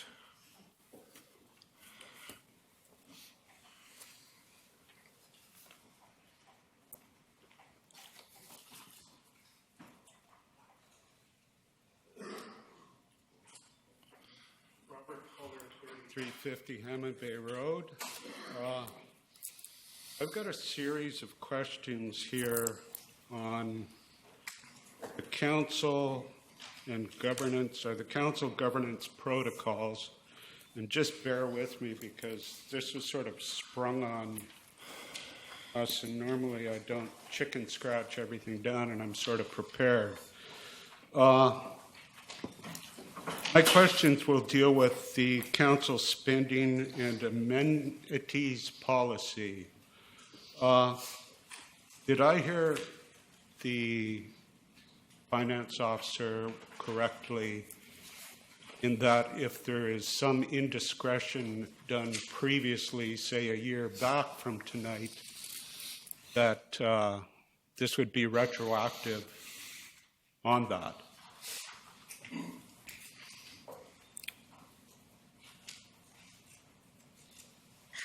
Or has anything in the past happened in the past and that's it?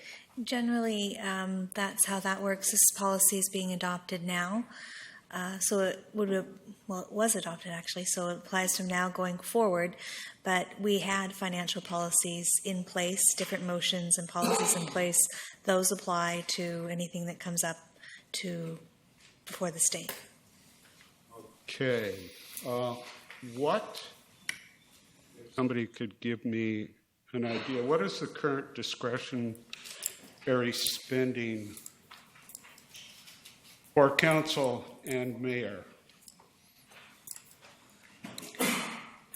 Generally speaking, there's no discretionary spending for council and mayor. Council has to pass a motion to undertake projects. For example, the core services review would have been a project that mayor and council decided as a whole to undertake, and appropriate budgets were put aside for that. So then no council member or the mayor himself could just bring a proposal, have it, and just start doing it without council authorization and a vote and a motion on it? Generally speaking, if council wants to undertake work, it requires council at a duly convened meeting to make a decision to undertake work. And they do that via motion or a motion and direction to staff. So then if I'm correct, all contracts and proposals must be acclaimed by council vote.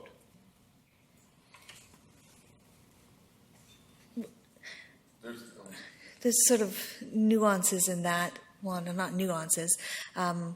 Staff can undertake and enter into contracts for services.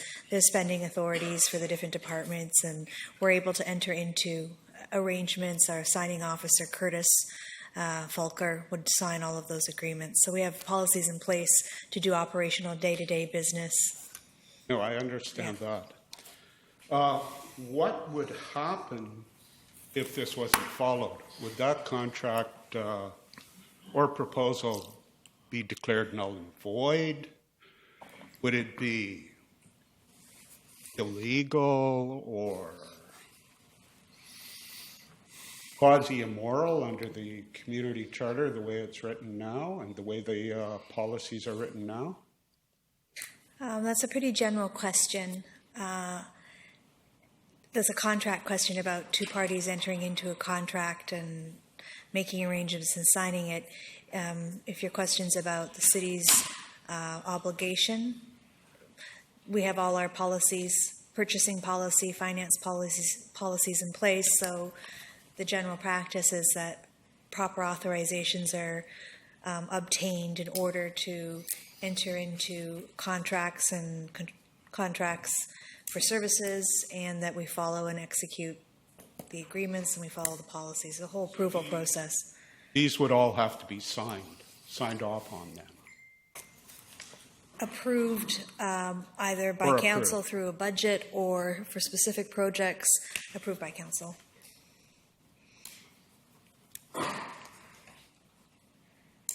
What I'm getting at right here, and you can cut me off, but this all has to do with an FOI. I took out on the supposed contract or proposal for Integrity Group. I received that back last week. And I have some real concerns here. And I'll continue on, and you can either cut me off or something else. But basically, what it says here, and I'll read it out, the records you requested for contracts arranged between the City of Nanaimo, Mayor Bill McKay, and Integrity Group do not exist. There is no contract that can be located pertaining to the work done by Integrity Group for their services. They sent a proposal letter to the mayor, but it cannot be confirmed as accepted and is not signed. Therefore, the records for this portion of your request do not exist. So as far as I can take from that, there is no contract. Nothing was signed. Nothing was voted on by anybody. So how did this proceed? Maybe the mayor could answer that. All of the aspects of that particular engagement, sir, were dealt with respect to the technical aspects. They're all dealt with by administration staff. So that doesn't make sense because it isn't signed. So there is no contract. Council didn't vote on this. So that sort of just leaves me thinking, oddly, misappropriation. Sir, be careful. I'm being as bloody careful as I can. It's our money. Be careful, sir.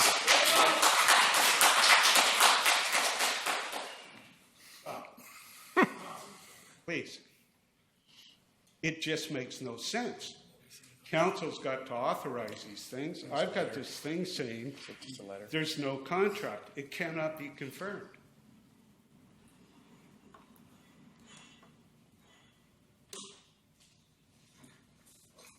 I know council did vote to pay $20,000 of this. I don't know why they would vote to pay $20,000 of this if there is no contract, because I certainly wouldn't if I had a non-contract. You know, it just doesn't make sense. Like, you can't make this stuff up. And from what I've got from the invoices here, and there's even question about the invoices, because this is all they have, there's still a balance owing on this of over $30,000. So I've got to ask council this, and I don't like to. Is council going to vote to pay that balance off on a non-contract or a non-proposal? There's nothing there. There's nothing on paper. There's nothing written down. I go to buy something from a store. I get a contract, I sign my name, everything's there.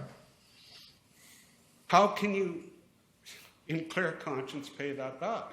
Or, I guess I've got to suggest, maybe council can make a motion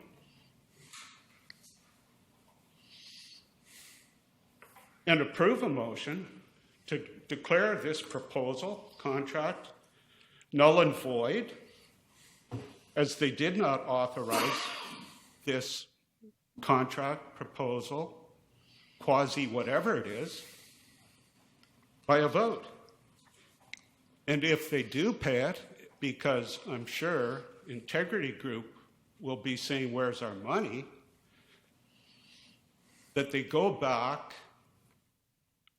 as from what I got from the governance proposals or policies or whatever you call it, the council's spending and amenities policy, that you go back and authorize a motion to seek recompense for the taxpayers of this city by the perpetrators, odd word, it just sprung out of my mouth, by the perpetrators of this farce. You cannot conduct business like that in a society. If you do conduct business like that in a society, if I did that, I'd be hauled away in chains. Government should not be able to get away with this. This is taxpayers' money. Some may say $30,000, $50,000. It's a drop in the bucket. Well, the folks in this city that are trying to survive right now, that's a heck of a lot of money. I don't understand this. If I did that,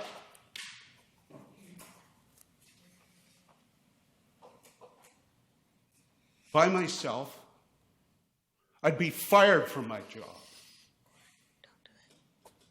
And or I would be facing legal consequences in a court of law.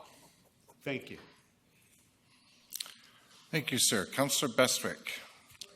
Thank you. I'd just like to make a comment. And it's, in my opinion, there is very little that you have said, if anything, that I don't agree with. And number two, the council policy, spending and amenities policy.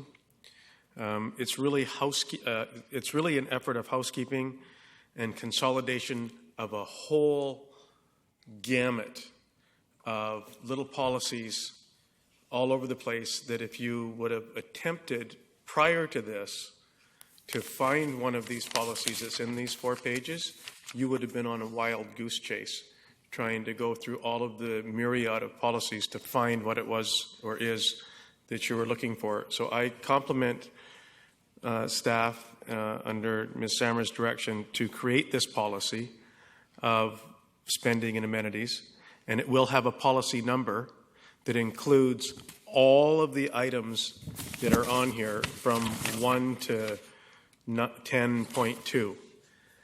And I can assure you that had you gone to City Hall to try to find one of those things in here, it would have taken you a long time. Now you're going to be able to find it real quickly. Thank you. I have no fault with what came up tonight. None whatsoever. I understand what you're saying. Thank you. What I'm saying is, what about our $50,000 plus? What about it? Was the contract illegal? Immoral? That's $50,000 that you just took out of each and every one of ours and yours pocket for something nobody voted on. For something.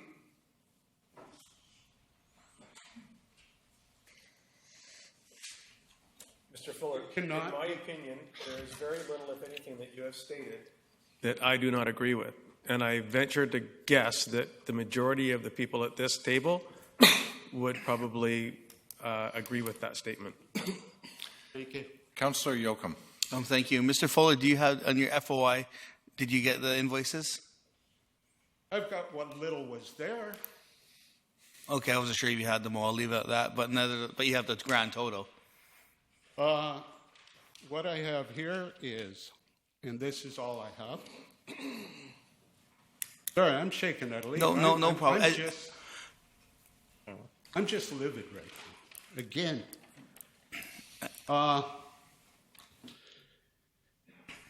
the airfare was $1,155.02.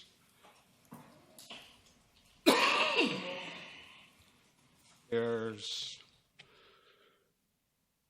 for 166 hours at $295 per hour, works out with the GST to $51,418.50. Oh, I'm going to put my kids in consultants. So you answered the question. So you see the grand total, and you don't have all the invoices in front of you. But nevertheless, your question was, unfortunately, we did commit up to $20K. And in regards to the 30 and change, well, I'm not in support of paying that, and I'm not in support of, actually, I was never in support of the project to begin with. I totally concur with what you're saying, what Mr. Bestwick was saying. Thank you. Thank you very much, Mr. Yoakum. Councillor Fuller. I'm not sure, but there might be a means in the community charter that would allow you to take this further, take legal action. I'm not sure. You would have to look through the community charter, maybe speak to a lawyer, see if you can find someone willing to give you that advice for no charge. I think you can go in and get a consultation. It might be worthwhile to do so. All I know is I didn't agree to it, and I will never agree to it. And if I can get it back, I'm going to do everything I can. Thank you. Councillor Kipp. Yeah, thank you very much for the questions. Like Councillor Bestwick, I agree with your points. We operate only as a council of the whole and a council as a complete body. We have no authority outside of that. I will say that authority has been stretched. The reason you have some of those questions in front of you is because we've been asking those questions. And because they are land litigation, labor litigation issue, that we have been keeping it and trying to deal with it as a council. We started with an issue that was to help council. As you know, quite since this group got elected, there were some concerns. So we started in good faith to try and remedy some things, but not long after I lost faith with that group, and this has been popped upon council too. This was something new to us, the cost and everything. So we are digging into it. We are looking at it, and I'll say that we're trying to reason with why this has happened and find out and get information. And I think we'll be having a release of information soon on it. So I sure hope so, because, you know, I read this and my first thoughts were, okay, I'll just be quiet and let them work it out. Or should I go to the RCMP and talk to them about it? Like, I don't know. It just baffles me. It baffles me. It baffles me that went on. And nobody... Thank you, sir.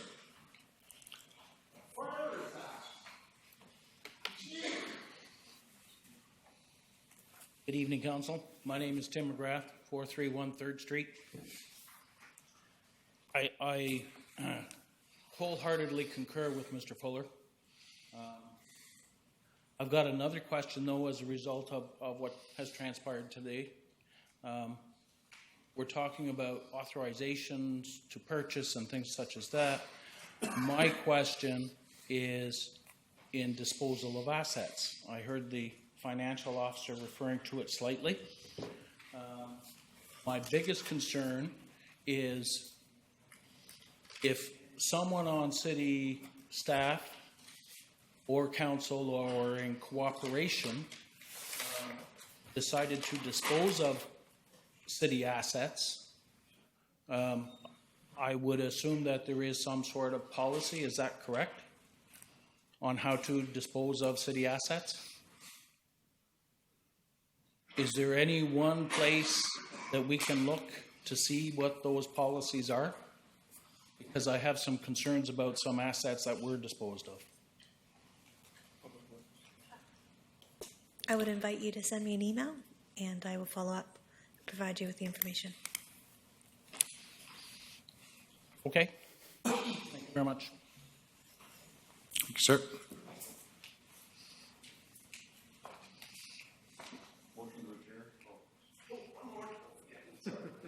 Les Barkley, 222 Concordia Place. I have a question tonight for all councillors in regards to the two motions that were foisted upon you tonight by Ms. Samra at the last minute. That was the governance protocol and the financial expenditure protocol.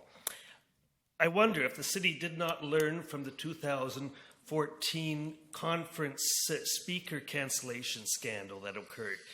That was where motions come before council out of the blue, and there's no opportunity for the council to consult with the public or for the public to learn about these and provide feedback to council.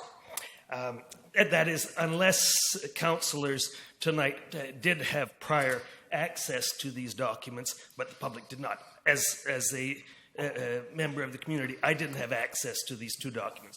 First one was fairly short. I could go through it, but certainly the second one, that was too long to digest in the time that occurred. And I think it's foolhardy and it's contrary to the spirit of community engagement to have that happen.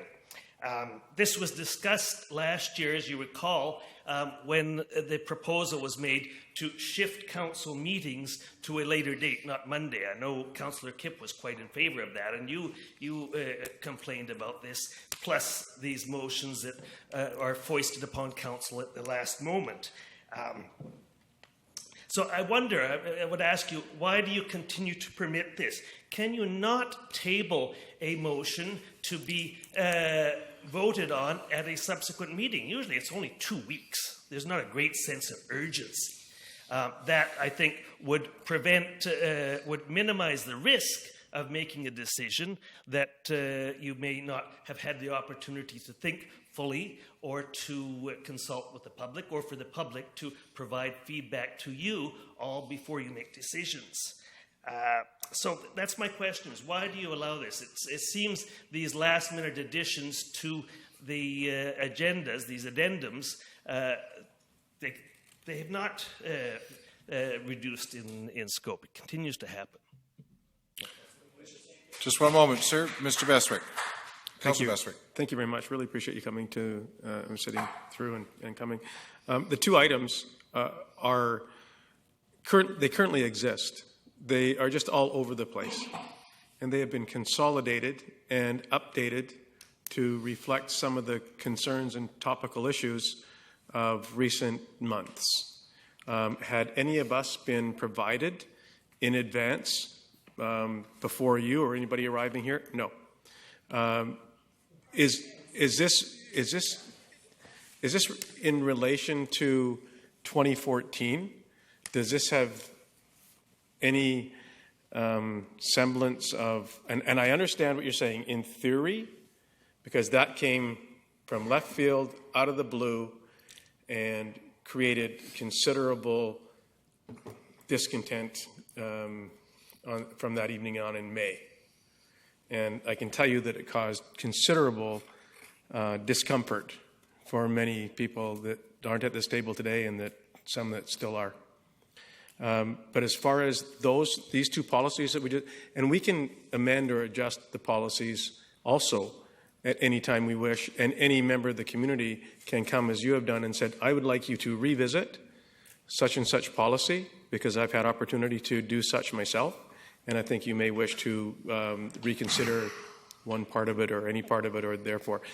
What I said to Mr. Fuller, I'll say to you, with these two policies now, you will be able to access them really simply and really easy, because there's going to be one policy number for governance that you saw tonight and one number for the other policy on spending and so on, all consolidated, all together, and it will make your life, as well as ours, and as well as staff's, considerably simpler. And I think that we have, in most cases, learned a very valuable lesson from May of 2014. And in this case, I would support what we have done tonight, and I look forward to any feedback that our community has as it relates. So thank you very much for coming. I really do appreciate it. And I hope that helps you understand where I'm coming from. Yes, Thanks. no, I understand in theory, but there's a danger that it will come back and bite you one day where you accept these at the last minute. And I would think, as a councillor, I feel for you, it puts a certain amount of stress on you to have to make a decision without having at least 24 hours to consider. Point of order. Councillor Bestwick's wrong. I received this on the 18th of this month, days ago. I'm sorry, Billy. I mean, we missed stuff because we get 40 or 50 emails. We received it at 9:19 in the morning on the 18th from Mrs. Samra, Mrs. Kemp, the council spending amenity policy. So I've seen it before tonight. I'm not certain if everybody else gets it. I'm sorry, Billy. No, don't be sorry. No, I'm not. No, I'm not really, but I'm just saying that. So you received it, but not the public. Well, yeah, and what I would suggest is I truly made a mistake on that leader cast thing by even getting dragged in it. It had nothing to do with us. This building rental had nothing to do with us, and that was brought upon us late. And I will say I have a big reason not to accept these things, but this is a policy thing that I knew about. This is one, as Mr. Fuller has alluded to, we had some spending issues and that, so we've been pushing this upon ourselves. With core review, with strategic planning and that, we're moving these things behind, I'll say behind the scenes for a lot of people when we're having meetings and sessions and training things, so it does come forward to us. I don't like to accept late things, but this is kind of, like I say, I'll agree with Councillor Bestwick. It's things we have known, things we have been working on and talking about, and this is actually making it black and white for us tonight. And I will admit, probably not fair to the public. No, it's not. But I also say, I don't consult with you on everything. You elected me years ago. We have our OCP. We have our policies. We try and move them forward.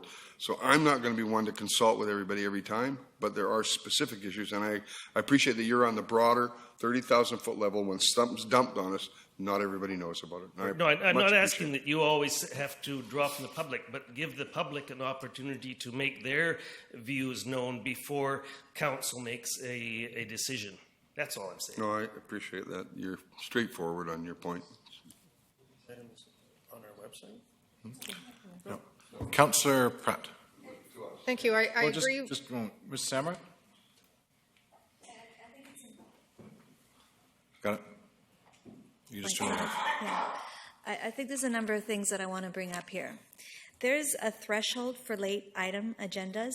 That means that the item that's being added as a late item must be of urgent need of being addressed. And the two policies that have come forward today as a late item from the CAO perspective were urgent. They were essential core policies that needed endorsement at the council table at this juncture in the operations of the city of Nanaimo. Each of the items that were presented in the two protocols are operational and have been operational for some time. These have been done in consultation with council in terms of the protocol for the portfolio. That's been in the works for a couple of months, and it is normal between the employer and the employee to discuss operational needs and operational protocols. I could have adopted these on my own without council doing it. I thought they were of importance enough that they be raised up to this level and be dealt with at this time. We could not afford another day without these policies. That's how important it was that they come forward. They have seen each of these. These have been operationalized, they've been discussed. We've been implementing these steps.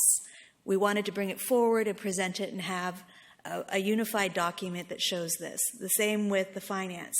To avoid misunderstandings and to make it clear to staff and to council, these are the procedural and legal rules that need to be followed.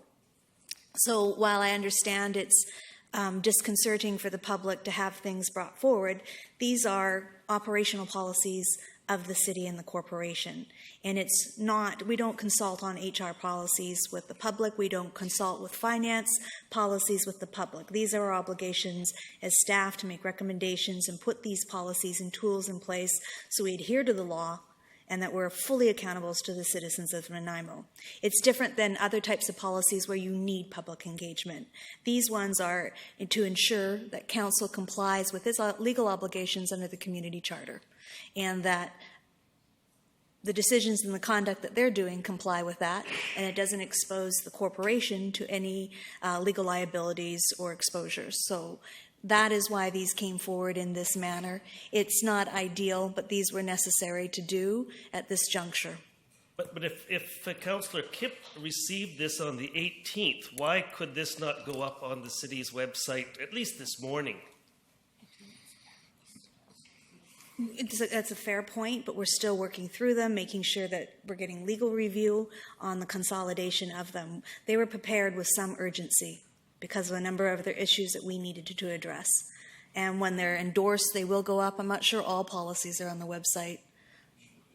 Yeah, I'll have to check on that because we sort of inconsistent approach on some of the policies. Some of them are internal and those are to staff. So I will have to check on that. That's one of our to-do items. But I know I'm speaking strongly on this because I do agree with you. Late items, often we have late items that aren't late items, and I take issue with that. But there are times when there's late items. We can't wait 2 weeks because it's a holiday next week. We can't have 3 weeks without these. These are essential tools. Councillor Pratt. Thank you. I couldn't have said it any better other than to say that we were aware of these and we've been working on them, and tonight is the formal approval of them. I'm really, really grateful to our staff that that these have been put into such a form so that it is in one place. We absolutely have them at our fingertips and can refer to them if we need to. So I see these as a very good move forward, and I understand your perception of them, but it is wrong. Also, Councillor Bestwick's been complaining about his email for some days now, and that's probably why he missed it. Councillor Thorpe. Thank you, Chair. Through you to the Speaker, thank you, sir, for coming tonight. And I think others have explained the justification for this particular item, and I personally had no trouble at all in supporting it, and I had seen it several days ago, and I recognize that the public had not. But I think, to me, your point is a more general one. Right. And it's something that I share a concern with, and that is unnecessary last-minute items or motions that come off the floor. And maybe in the heat of the moment, we're asked to vote on something that we haven't given enough time, haven't been given enough time to think about and deliberate and maybe research. And so that is a concern of mine. And not to pick on my colleague, but Councillor Pratt tonight was going to make a notice of motion regarding the new accessibility logo, and then changed her mind upon sort of approval of the rest of council and made it a motion. I have no trouble with that and happy to support it. But again, it's the principle of, should it be a motion right now, or should it be something that we think about for a couple of weeks and have a chance to research? So I do hear what you're saying, and I do share that concern. And more than once, I've been in a position of having to make a decision on something that I thought afterwards, I wished I'd had more time to give it more thought. So maybe that's a topic that we can discuss as a council and look at our policies regarding motions and how they're brought forward. And I would ask you, if you do have a last-minute motion and you're uncomfortable with it, to ask if it can be, if there is an urgency that it can be delayed by a week or 2 weeks. Certainly. Thank you. Ms. Semmer, did you want to add something, or just you're on the Other speaker than list? we're redoing the procedural bylaw, we've raised that a few times, and there'll be public engagement on it, and this will be one issue we'll hear from you on, and we'll go to address it, because I agree with you. I don't like late items. I would prefer to be much more strict on them, but I have to, if council will is to add it, then it gets added. Councillor Fuller. Yeah, I'm not going to hit that one. It's council's will to add it, then we'll add it. That's true to a point. These were very important. And with these in place, I'm hoping I won't hear what I heard earlier tonight where, I can blame staff for not telling me. I could say staff told me I could do this. So I'm hoping that will eliminate that. I'm hoping it will eliminate $28,000 bills that we don't know about until we get the invoice. Hopefully these policies will do that. There's no guarantees, and that's the sad thing about this whole thing. But they were important, very pertinent to what's going on right now, and I loathe last-minute items. I just loathe them. I hope these will go up tomorrow, so I can look at them and study them. Seeing as they're apparently better than the mixture you had before. I would hope they do. Thank you. Councillor Bestwick. Thank you. I just want to thank Councillor Pratt because my password has expired so I haven't been able to access emails. And so thanks for letting me know that it came on the 18th, and I knew that this stuff was coming. But I'm going to explain one thing from my perspective in sitting here in May of 2014. What we received tonight was instructional, directional, and necessary to perform the everyday operations of this city. What happened in May was no direction, no instruction, no guidance, nothing from administration. And that came off from this table, that motion that got us into trouble. Not something that was as well presented from the financial department and our city manager's office. So there's absolutely no comparison to the two topics that we're trying to draw some relative comparisons to. I just hope you've learned your history. I'm skeptical, but prove me wrong. I'm as skeptical as you are. And I hope that you'll be able to access this information as simply and easily as you need to when you need to. Councillor Hong. Thank you. Well, hopefully it'll be the last one. But one thing that I found with previous council is it took too long to do things. Policies that come in the last minute, I don't mind having policies that come. There are policies. They can always be rescinded. We need to move the city forward. I don't want to move it at the traditional pace of traditional city rules. So I'm hoping that we can streamline these, and that's what our city manager has said we're going to do. So I'm excited for these. So if more of these come up in the last minute, I don't mind. There are policies. We can always change policies. So I think you're talking apples and oranges. So that's my thought on it. So I don't mind these coming last minute. Like, feel free, Mr. Semmer, if it's going to move the city forward faster, let's get on to business and move it forward. Okay, thanks. Thank you. Any other questions, sir? Nope. Thank you for very much. listening. Thank you. Next question? Any questions? Motion to adjourn. We're